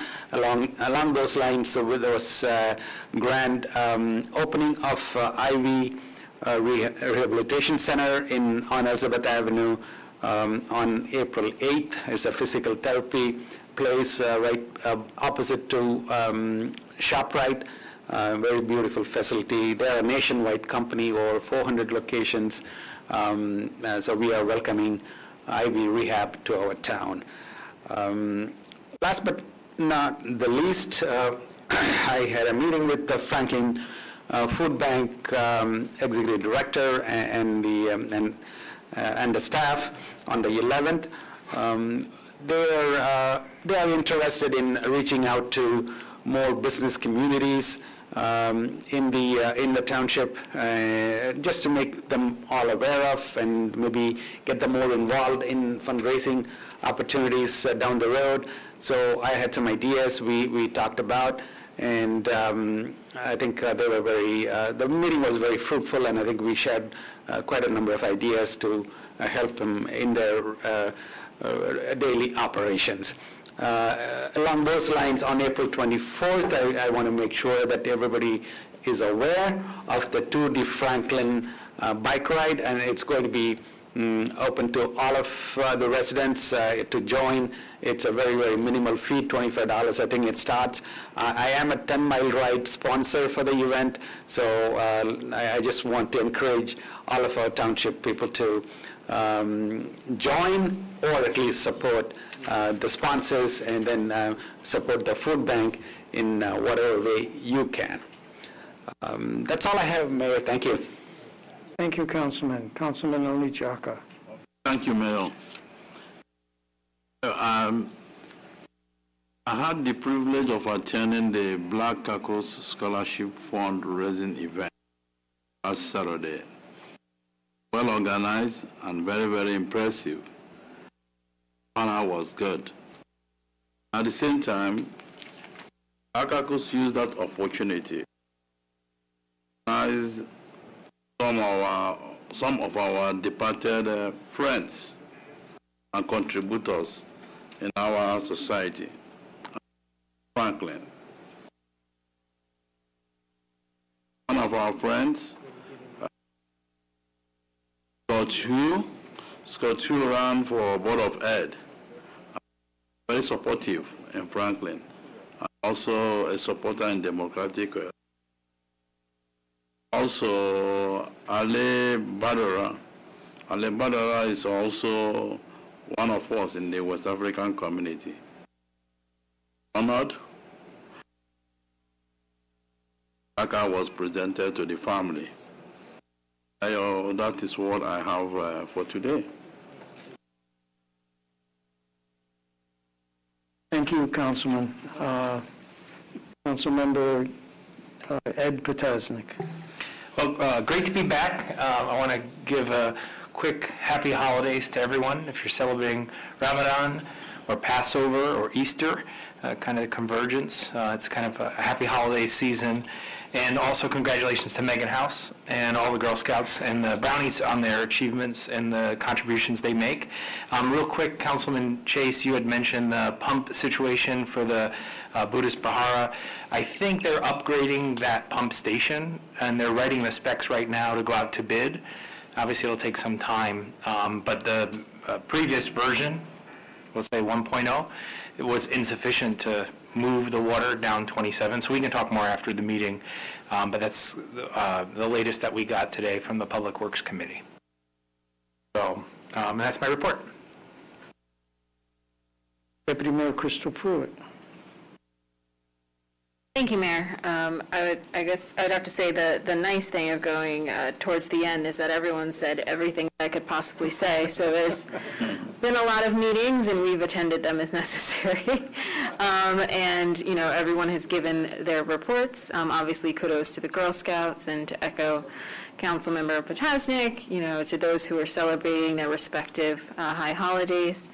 You know, please enjoy them, be well, be safe. I do kind of wanted to point out, and I believe Councilman Basanella touched on it. I know Ms. Saba brought up a couple of concerns. I definitely wanted to uplift some of her concerns. I believe it was the second thing she says, related to kind of conversations about what we could be doing in the town. And, you know, obviously I don't want to speak for Councilmember Potasnik, but he knows his way around, and also as a former deputy director in the BPU who focused on clean energy and clean energy equity, I'm actually pretty rude to say that I don't work for the BPU. And I love my time at the BPU, but I no longer work at the BPU. I can talk about BPU programs now more openly than I could before, as I am no longer in the position of managing or administrating. So, you know, I'm happy to kind of have more in-depth conversations Saba and the rest of our group that are working to address clean energy down, and talk about what the township and, you know, what we can expand, because I think there is kind of there's a nuance to what, you know, the township government can do and what we can encourage people to do and really bring into our town. So there's a couple of different things that we can be working on simultaneously.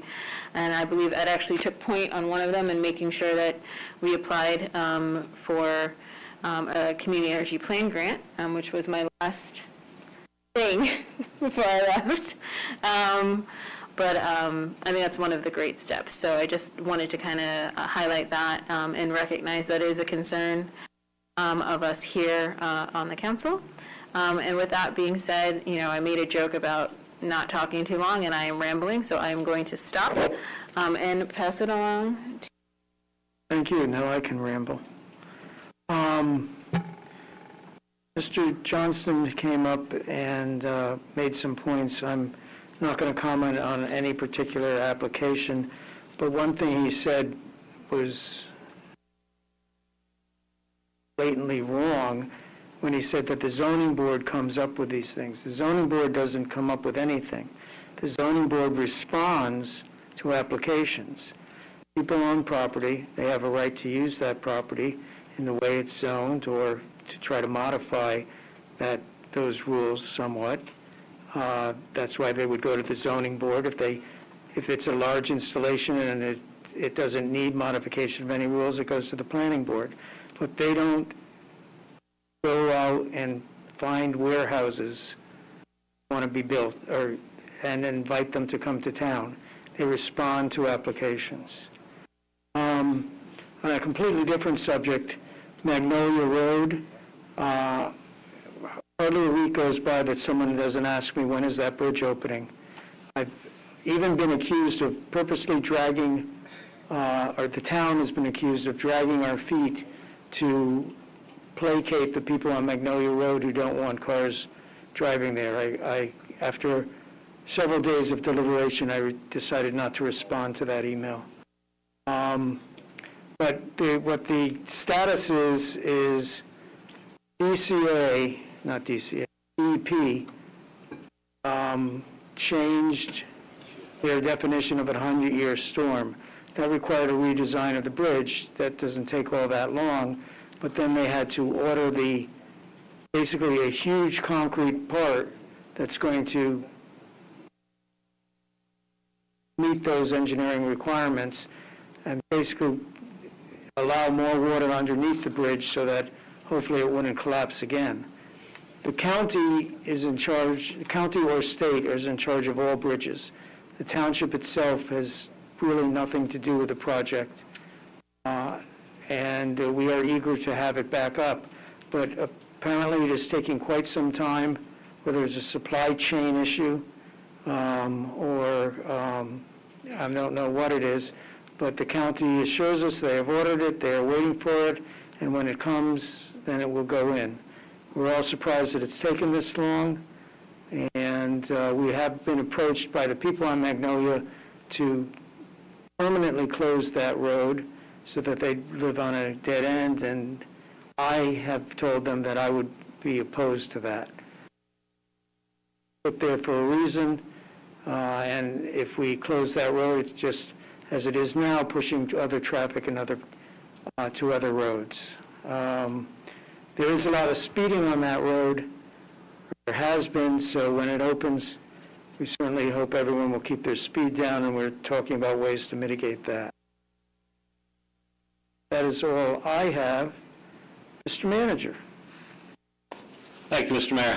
I was actually going to be very brief, but I'll now talk a little bit about the mighty Salem Oak, as Councilman Vassanella asked me to expound on my comments from the Public Works Committee meeting.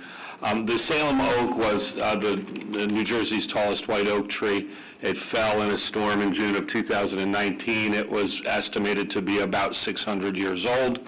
As a result of this tree gaining so much notoriety, a group of environmentalists, specifically with interest in trees, got acorns from the tree and grew seedlings that are, so I guess we would say, the children of the Salem Oak.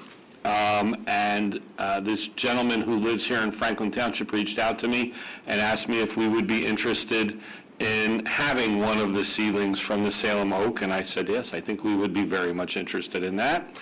And I had some consultation with Chris Williams, the chair of the Shade Tree Commission, and Carl Hauk from the Public Works Department, And we have it. It is in our possession, and it is very small. It is not the tallest oak tree yet. I don't know that any of us will be here to see it be the tallest oak tree in New Jersey, if it took them 600 years to get to that point in Salem County. But we are going to plant it in the front of the municipal complex in that area to the I'll say to the north of the northern driveway, the driveway that the animal shelter sits on, in front of that grassy area in front of the old schoolhouse.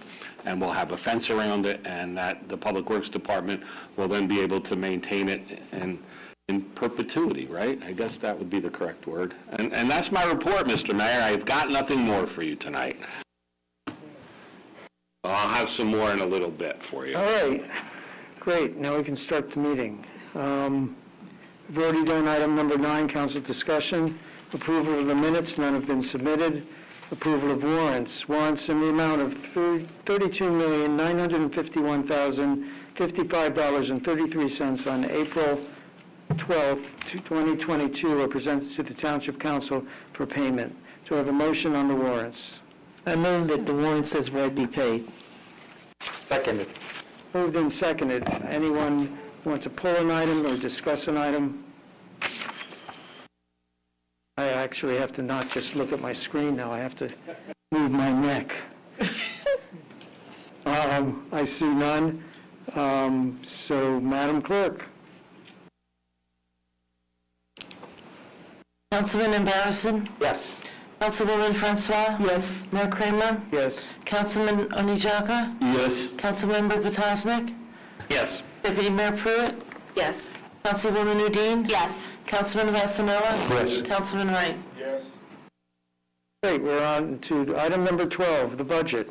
Introduction of calendar year 2022 municipal budget and set public hearing date of May 10th, 2022. So first, we have to pass a resolution for self-examination. At a 3-year cycle, DCA will examine our budget one of those years, and the other 2 years, we self-examine the budget. It's Resolution 22-135, self-examination of budget resolution as required by DCA to the Township Council for consideration. Do I have a motion on that? So moved. Second. Moved and seconded. Any discussion? Madam Clerk? Councilman Embarrasson? Yes. Councilwoman Francois? Yes. Mayor Kramer? Yes. Councilman Onijaka? Yes. Councilmember Potosnik? Yes. Deputy Mayor Pruitt? Yes. Councilwoman Udine? Yes. Councilman Vasanella? Yes. Councilman Wright? Let me explain what's about to happen. The budget at this moment in time is the manager's budget. He's discussed it at length with the Financial Oversight Committee and then in public. We had 2 meetings, budget meetings about it. He's going to present the basic, the high-level numbers now as to what's going to happen with taxes and spending. And then we will basically set, once he presents that to us, it becomes the council's budget, and we will present it and vote on it on May 10th. So, Mr. Manager. Thank you. Mayor and Township Council, you should have what I am about to read to you in your folders, as well as it having been emailed to you earlier today, along with a copy of the budget document to be introduced tonight. And so the budget summary, you may notice the budget increase from 2021 to 2022 is $13 million, a rather large number this year, with the calendar year 2022 budget at $76,331,848.97, and the calendar year 2021 budget at $63,243,699.96. So I will address this increase first. Most of this increase represents an increase in grants of $8.2 million, most of which is the American Rescue Plan grant that the township received from the federal government in the amount of $7,735,197, which the township has until 2026 to utilize. However, this increase in grants is a net offset in both revenue and appropriations, meaning it does not represent an increase in municipal spending, but is rather an accounting of those grant funds received by the township. Highlighting the additional key budget changes, there is an increase in the capital improvement fund of almost $2.1 million, primarily representing an increased amount to be spent on road resurfacing, which will be in addition to $1.5 million of bonded funding for road resurfacing, for a total of $3.5 million this year, an increase of $1.5 million over calendar year 21. And there was an increase in pension and Social Security obligations of $462,000, an increase in health insurance expenses of $395,000, and an increase in salary and wages of $1.5 million. This increase in salary and wages includes 5 additional Public Works employee positions, 1 additional IT employee position, 2 additional police part-time employees to administer the body camera and vehicle camera programs for the police department, and 2 full-time and 12 part-time positions for the new youth center. The total for these new positions is approximately $590,000 of that $1.5 million increase. There's also an increase in the library tax, which is a statutory obligation and formula-driven based on our rateable base, and that increase this year is $544,000 for the library tax. And there is a use of fund balance in this year's budget of $13,790,895.34. The utilization of that larger number has helped prevent a larger tax increase than is proposed. The amount to be raised by taxes, Council has managed to avoid raising municipal taxes for 4 years, calendar years 18 through 21. The calendar year 22 municipal tax levy is $35,487,867 compared to the calendar year 21 municipal tax levy of $35,136,502, an increase of $351,365, which is equal to a 1% increase. However, the municipal tax rate on the average home will actually decrease from 0.3167 in 2021 to 0.2833 in 2022, down 10.55%, with the increased assessed valuations going from $11,094,767,831 to $12,524,680,778.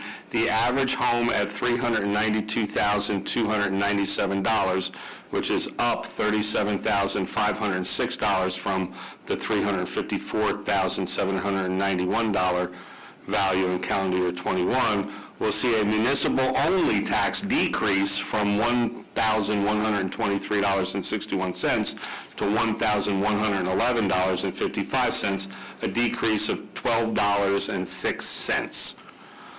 With the increase in the state-mandated library tax, however, of $14.71 from $120.63 to $135.34, there's a net tax increase on the average home of $21.25 from $1421.75 to $1443 even.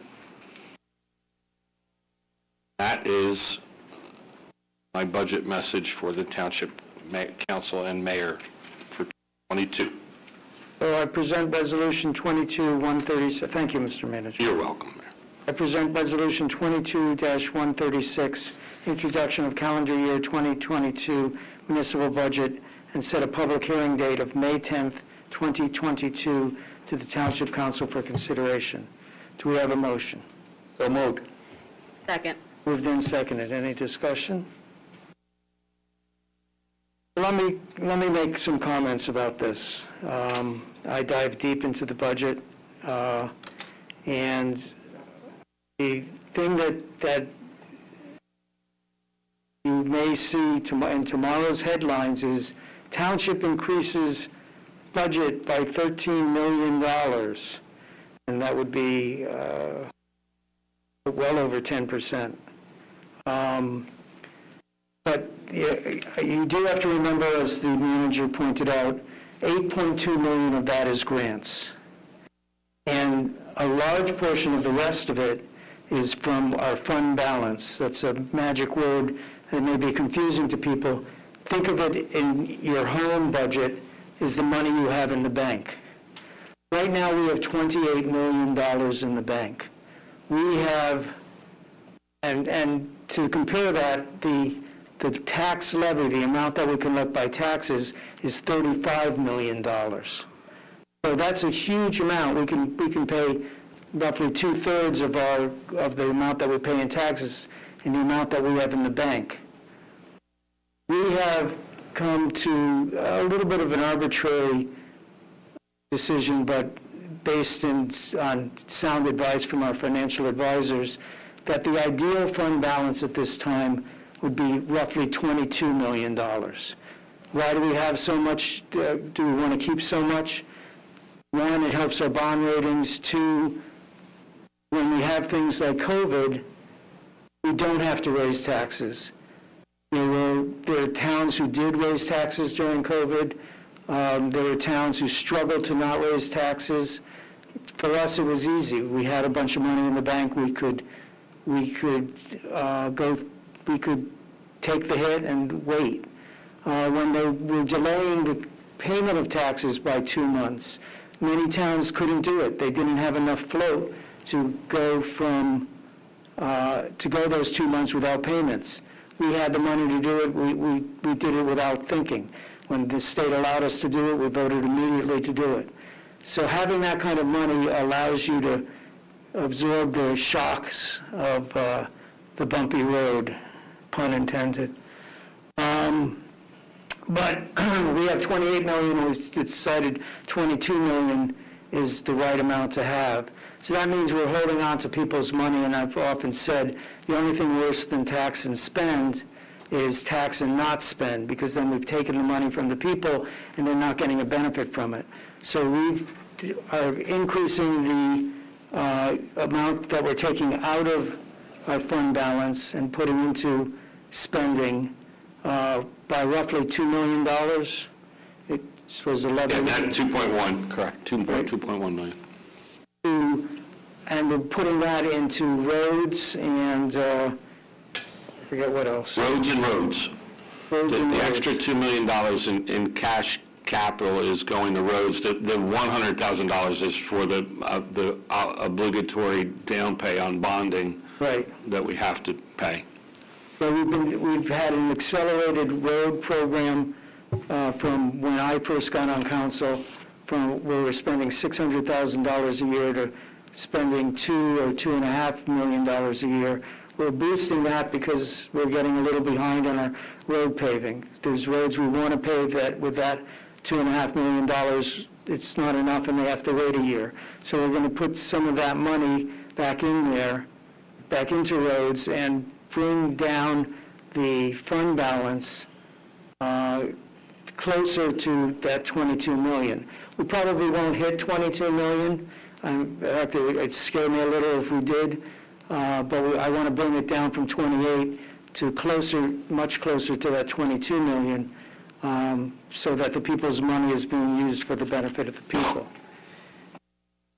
A lot of towns, a lot of politicians brag about a reduction in the tax rate. And our tax rate is going down, but a tax rate really involves two numbers. It involves the amount that we're spending, the levy, the amount to be collected by taxes. I'm sorry, it's the amount, the levy or the amount to be raised by taxes, that's the same thing, divided by the amount of total assessments of the town. that determines the tax rate. When assessments go way up, because there's been a lot of new building in town, then that forces, unless you increase the amount to be collected by taxes a lot, you're going to drive down the tax rate. But if people's houses have gone up in value, then that you may have a lower tax rate but a higher house value. The only fair, if you're looking for one number to try to figure out, well, what are they doing to my taxes, is by taking what the average home is, which went from $34,000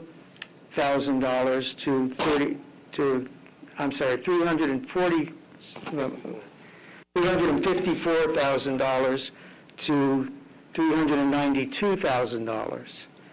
And how much will that affect that average house? So you take the tax rate from last year and the average house from last year and multiply it and subtract it from the tax rate from this year and the average house from this year. And how much that changes taxes is really the number to look at. And of the taxes this body controls, not the library tax that's set by state, not the open space tax, which is set by referendum that the voters decided to spend, the amount that this body controls decreases by $12. So, and that is mainly because we increased our, the assessed value of the town went up more than the average house went up. The assessed value of the town went up by 12%, and I believe the average home went up by 10%. That's a large increase to the home value, but it was outweighed by new construction, and that commercial assessments went up more than house assessments. Because of that, we felt comfortable in increasing taxes by 1% because it was increased the amount to be collected by 1%, because to the average homeowner, it's actually going to be less money. To be fair and open, what we've done is less money, but they will pay more money because of the library tax and the open space tax. But again, we have no control of that. So that was long-winded and somewhat technical, but I hope people understand a little better about what we were thinking and why we did it, and where it puts people. I have gotten more than Magnolia Road calls, people being somewhat upset because their assessments went up so much. They said, oh, my tax is going to go up 10%. No, again, because the townships, all of the assessments in town, when added together, went up even more than the average home. Some people's taxes, property values went up more than the average home went up. Some people went less, but on the average, property values for homes went up less than the total property value for the town. Any other comments? Mayor? Yes, sir. I just, I'm listening to everything you and the manager are saying here regarding this. Did I hear correctly, the average commercial property increased in value more than the average residential property, dollar for dollar? Yes. And that takes in consideration like all the tax settlements we've done, and it doesn't take into no, not tax step. No, it has nothing to do with tax settlements or tax stipulations. Stipulated settlements has to do with assessments, and the commercial property assessments from this year, from the most recent assessment, the commercial property assessments increased in value more than the residential properties. By percentage. Yes. I'd be curious, just as a side note, not that I'm saying it is good or bad, but you know, a lot of the commercial appeals lag a year or two behind. I'd be curious to see when the dust settles with the settlements if the commercial ends up being actually a lower, and just as a curiosity. What I'll tell you is the properties that I think you're thinking about are not those that drove the increase in increased valuations on commercial properties. The properties that drove the increase are the industrial commercial properties, and in particular, and apartment complexes, which showed a huge increase in value based on comp sales. And, we're talking about warehouses, industrial manufacturing locations, and apartment complexes. In fact, there was a decrease in valuation on Class A office buildings and hotels. So I'm not anticipating any issue whatsoever with tax appeals on commercial property. That's good news, because I know that always, that lags. They're based annual, they do annual assessments for that reason. Yeah, everybody gets reassessed every year so that it stays current with the market. Do you want to tell the tax appeals story? I will tell the tax appeals story. Okay. So there's a piece of property in Franklin Township, and I won't identify the specific property, but I can tell you that we had it assessed at $24 million. It was an office building in the area that you would expect office buildings to be. And that office building had a multi-year tax appeal. It's not a secret. This board, the council would ultimately have to approve the tax appeal payout that was deemed appropriate by the tax court judge. That appeal on that $24 million assessment was that the tax court judge ruled that the property was worth $12 million. And we paid out on a tax appeal refund about $1 million. I think it was a little bit more than $1 million on a tax appeal refund. And now 3 years later, that property just sold. That property sold for $36 million with the intent to tear the building down and build a warehouse. So that shows you the value of commercial property in Franklin Township. This was a $24 million swing between what the tax court judge said it was worth and what it sold for without the value of the building, because the building is to be torn down and the property redeveloped. So that's just the value of the land only in 3 years' time. Big value in commercial property, that's for sure. So one other question. I know we had our Public Works Committee meeting tonight, and I'm not trying to throw a kink into the situation here. I know I think Councilman Ed over there and I were discussing, I know the FO committee went over things very extensively. We're on a good path with our road repaving. I'm just wondering if now that we just got back the info and have a much clearer picture of how to get, let's just say, caught up and even ahead of the curve in the next year or two. I'm just wondering if there was any consideration either we didn't get into it in the Public Works because we were just absorbing the material and the cost. Any idea of perhaps using a little bit more of the fund balance to bring it up slightly higher? I would recommend strongly against that. Okay, I'm just wondering if, because the new info just came to light and... Well, the new info came into light as to that we have roads that need to be paved. And this is going to be a multi-year... Yeah, I didn't know if the Financial Oversight Committee had the most up-to-date numbers. It wouldn't matter whether they had them or not, to be honest with you, Councilman. It would not matter in my estimation in preparing the budget. So, I don't have the information yet. I've not seen what you've said, what you've talked about. But we're at $28 million surplus, fund balance. The perfect would be 22. We're kind of aiming for 24, 25. Okay. Because we don't want to overshoot. All right. So we're going to do this in multi-step years. So I understand there might be more need shown by this study, and we would consider that next year, but we have to see what taking this step is going to do to the to surplus, little bites, not big bites. Yeah, no, I understand completely. That's what I'm saying. I'm not trying to shift there. Just bring it away because, we're just now dealing with the reality of the numbers. But it sounds like in the next couple of years, we will be at a good place with all that. And you found what seems to be an appropriate spot for this year for the fund balance. So thank you for the presentation and the manager's information. And then you have to take into consideration there's only so many roads that can be done per year, right? Oh, yeah. No, I know. There's a practical side of it, too. No, just bring it up because we're just, like I say, we just came across our pile of information tonight, and I think between this year and next year, we'll probably be exactly where we want to be.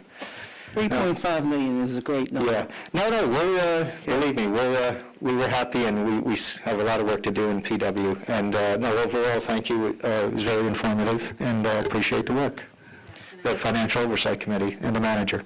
Yeah. I guess I just want to also echo something that the mayor also said, that it's really important that we're using these funds to provide services to the town, right? There's no point in us sitting on it like Scrooge McDuck and not actually doing... Folks, you need to have your mics on because you're not going to get recorded. Well, maybe I didn't want to be recorded talking about Scrooge McDuck. Unfortunately, the law says we have to. No, I just want to lift up what the mayor said, that, in financial oversight, we did have a very long conversation about, balancing fund balance, not to be redundant, and just the importance of getting things accomplished and providing the services and the quality of life that every resident, deserves and is requiring and pays into through their taxes. So I think this is really reflective of what we're attempting to do. I just wanted to highlight that, and that was definitely a conversation. Any other comments? Okay, we have a motion and a second discussion on 22-136. Madam Clerk. Councilman Barrison? Yes. Councilwoman Francois? Yes. Mayor Kramer? Yes. Councilman Onichaka? Yes. Councilmember Petosnik? Yes. Deputy Mayor Pruitt? Yes. Councilwoman Udine? Yes. Councilman Vasanella? Yes. Councilman Wright? Yes. Mr. Manager, before you run off, when will this be on the website? Up already. That's pretty quick. So the budget is available to the public. We are on to item number 13, public hearing and adoption of ordinances on second reading. Ordinance 4360-22, an ordinance of the Township of Franklin County of Somerset, State of New Jersey, authorizing the acceptance of sidewalk easement from Brett Industrial Canyon NJ1W02 LLC in the Township of Franklin from the premises known as Block 523.03, Lot 35.09, is presented to the public for public hearing and final adoption. The public hearing has been noticed as required. So we have a public hearing on this easement for sidewalks. Do we have a motion to open to the public? So moved. Second. Moved and seconded. All in favor of opening to the public, say aye. Aye. All opposed, say nay. Motion is carried. Mr. Chase and the press are here. You are the public. Have you any questions? See no one.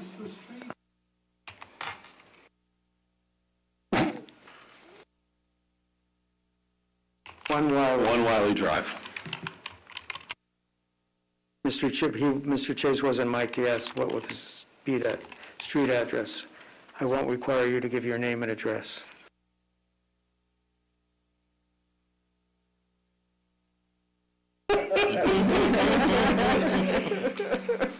Not my first error in that regard. Okay. Seeing no members of the public coming forward. Close. Second. Moved and seconded.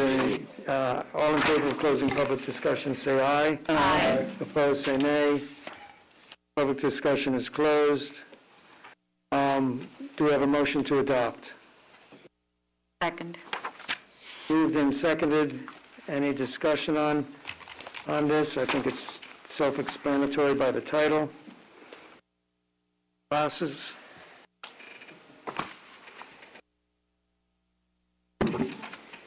No discussion, Madam Clerk?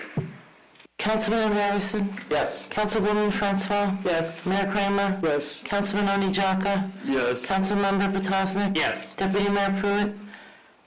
Yes. Councilwoman Udine? Yes. Councilman Vasanella? Yes. Councilman Wright? Yes. Ordinance 4361-22, an ordinance to exceed the calendar year 2022 municipal budget appropriation limits and to establish a cap bank, is presented to the public for a hearing and final adoption. The public hearing has been noticed as required. Do a motion to open to the public. So moved. Second. And seconded. All in favor say aye. Aye. Opposed say nay. Motion is carried. We're open to the public on this item only. Come up. Mr. Mayor, seeing no one come forward, I'd make a motion to close public session. Second. Moved and seconded. All in favor of closing public session, say aye. Aye. Opposed, say nay. I'm not going to try to explain this again. I did a bad enough job last time. You can watch the video recording. Yes. They can watch a video recording of the manager correcting me for the 7th year in a row. Any other discussion on this item? Madam Clerk? Councilman Barrison? Yes. Councilwoman Francois? Yes. Mayor Kramer? Yes. Councilman Oni Jaka? Yes. Councilmember Petosnik? Yes. Deputy Mayor Pruitt? Yes. Councilwoman Udine? Yes. Councilman Vasanella? Yes. Councilman Wright? Yes. So ordinance 4362-22, we're on to ordinances now on first reading. This is where we introduce to the public the ordinance so that, and announce when there will be a public discussion on it and when we will vote on it, assuming the first reading passes. An ordinance amending ordinance 4362-22, an ordinance amending the code of the Township of Franklin, County of Somerset, State of New Jersey, more particularly Chapter 112, Land Development, so as to make ordinance amendments pertaining to the Hamilton Street Business District. Foregoing ordinance is presented to Township Council for adoption on first reading and posting publication in accordance with law and public hearing and final adoption at a meeting of the Township Council to be held on Tuesday, May 24th, 2022 at 7 p.m. Do I have a motion to introduce and set the meeting date? So moved. Second. Any discussion? So this has been discussed at prior council meetings. It's, This is actually a new one, Mr. Mayor. This is additional changes that go beyond what was also introduced, I think, 2 meetings ago, and will be adopted at the next meeting after it had been reviewed by the board. This is new. I would call it housekeeping as far as the Hamilton Street Business District is concerned. It's a number of issues that went through the Land Use Committee. Cleaning up some of the definitions. Definition, it's not specific to any particular property or the rezoning of any particular property. It's more just development criteria and frontages and side yard setbacks and buffering along the development of Hamilton Street. Like I said, it went through land use prior to introduction. Perhaps Mr. Vasanella or Mr. Wright could expand. And Mayor, I think that your ordinance,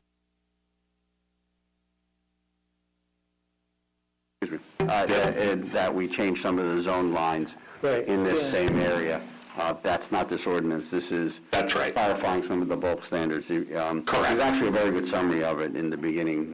Yeah. Lays out all of the. Essentially, we fixed some of the definitions. Yes. Kind of. They're ambiguous. Correct. The one that gets me is the mixed-use building. Why did we have to change that? Pretty standard, isn't it? It's the definition is more detailed than it was previously. Oh, just for the Hamilton Street business. Just for Hamilton Street. That's limited to just properties fronting on. Just on fronting on Hamilton Street, Okay. exactly. Okay. Any other discussion? Madam Clerk? Councilman Barrison. Yes. Councilwoman Francois. Yes. Mayor Kramer. Yes. Councilman Oni Chaka. Yes. Councilmember Potosnik. Yes. Deputy Mayor Pruitt. Yes. Councilwoman Udine. Yes. Councilman Vasanella. Yes, I don't remember, did somebody make a motion? Yes. Okay, sorry, I didn't catch that. Yes, my vote is yes. Yes. Councilman Wright. Yes. I was waiting for it. He threw me off. Okay, we're on to ordinance 4363-22. So these are bond ordinances and spending ordinances that accompany the budget. So ordinance 4363-22, bond ordinance providing for various 2022 capital improvements and equipment acquisitions by and in the Township of Franklin in the County of Somerset, State of New Jersey, appropriating $3,305,158, therefore, and authorizing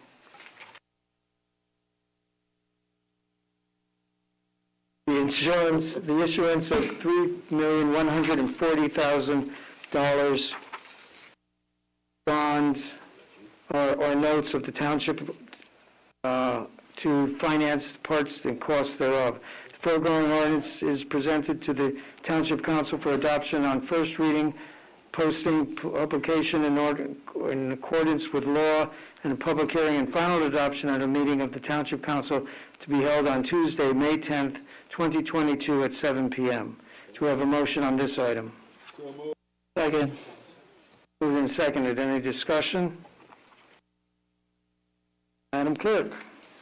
Councilman Barrison. Yes. Councilwoman Francois. Yes. Mayor Kramer. Yes. Councilman Oni Chaka. Yes. Councilmember Potosnik. Yes. Deputy Mayor Pruitt. Yes. Councilwoman Udine. Yes. Councilman Vasanella. Yes. Councilman Wright. Yes. Township Attorney is pointing out that this is the first time I've worn these glasses with a mask, and I'm not doing well. We have duct tape down there, though, we can use some of it. Okay, we are now on to ordinance 4364-22, bond ordinance providing for various 2022 capital improvements of the water utility by and in the Township of Franklin in the County of Somerset, State of New Jersey, appropriating $5,400,000, therefore, and authorizing the issuance of $5,400,000 bonds or notes of the township to finance the cost thereof. The foregoing ordinance is presented to Township Council for adoption on first reading, posting, publication, in accordance with law, and a public hearing and final adoption at a meeting of the Township Council to be held on Tuesday, May 10th, 2022, at 7 p.m. Do we have a motion to introduce? So moved. Second. Moved and seconded. Any discussion? This is traditional every year that we do these bond ordinances along with the budget. Madam Clerk? Councilman Barrison. Yes. Councilwoman Francois. Yes. Mayor Kramer. Yes. Councilman Oni Chaka. Yes. Councilmember Potosnik. Yes. Deputy Mayor Pruitt. Yes. Councilwoman Udine. Yes. Councilman Vasanella. Yes. Councilman Wright. Yes. Ordinance number 4365-22, capital ordinance appropriating $480,000 for the Open Space Trust Fund to pay for various capital acquisitions and improvements for the Township of Franklin in the County of Somerset, State of New Jersey.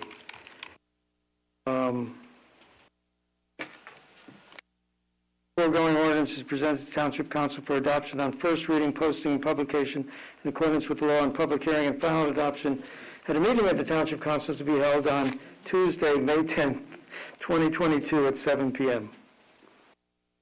We have a motion. Second. Moved and seconded. Any discussion on this item? Madam Clerk? Councilman Harrison? Yes. Councilwoman Francois? Yes. Mayor Kramer? Yes. Councilman Onijaka? Yes. Councilmember Potasnik? Yes. Deputy Mayor Pruitt? Yes. Councilwoman Udine? Yes. Councilman Vasanella? Yes. Councilman Wright? Yes. Does anyone have a staple gun? Mr. Mayor, could I just interject something right here about bond ordinances? Yes, So you did mention just now that we do this every year at this time to coincide with the introduction and adoption of the budget. We're going to say don't actually bond every year. No. What I'm going to say is that I mentioned in my report, whatever you want to call it, that there would also be $1.5 million of bonding for roads this year to bring the total to $3.5 million. And if anyone is paying strict attention to the bond ordinances that were just introduced today, they'll know that there are no road paving projects included in those bond ordinances. That is because until we determine the roads to be paved, we can't do the bond ordinance for the paving. So that bond ordinance is yet to come. So I just wanted anyone that looked through with a fine-tooth comb, they say, well, where's our paving ordinance that he talked about in his speech? And it's to come. So that's all. It will come. Okay. We're now on to the consent agenda. Items A through Z is listed on the consent agenda portion of the meeting of the Township Council for adoption. Do I have a motion on the consent agenda? So moved. Seconded. Second. Moved and seconded. Anyone want to pull an item or discuss an item? Yes, please. Yes. H 22-144, authorize the 2022 summer lunch program grant of $18,062.19. Now, I know up north, that's a very big thing because sometimes we miss out on the breakfast deal. Sometimes our breakfast is not nutritious, for different reasons. And when you come up with the lunch program, that's a very big deal because that puts everybody on the even part because that might be the most nutritious meal that they eat during the day. Now, I hate to put the township manager on the spot, but could he just enlighten us for 30 seconds? What does that do? It provides lunch for those who partake in our summer camp programs in the parks. Now, you heard him say that partake in our summer programs. You got to feed some people, and I definitely believe in this lunch program.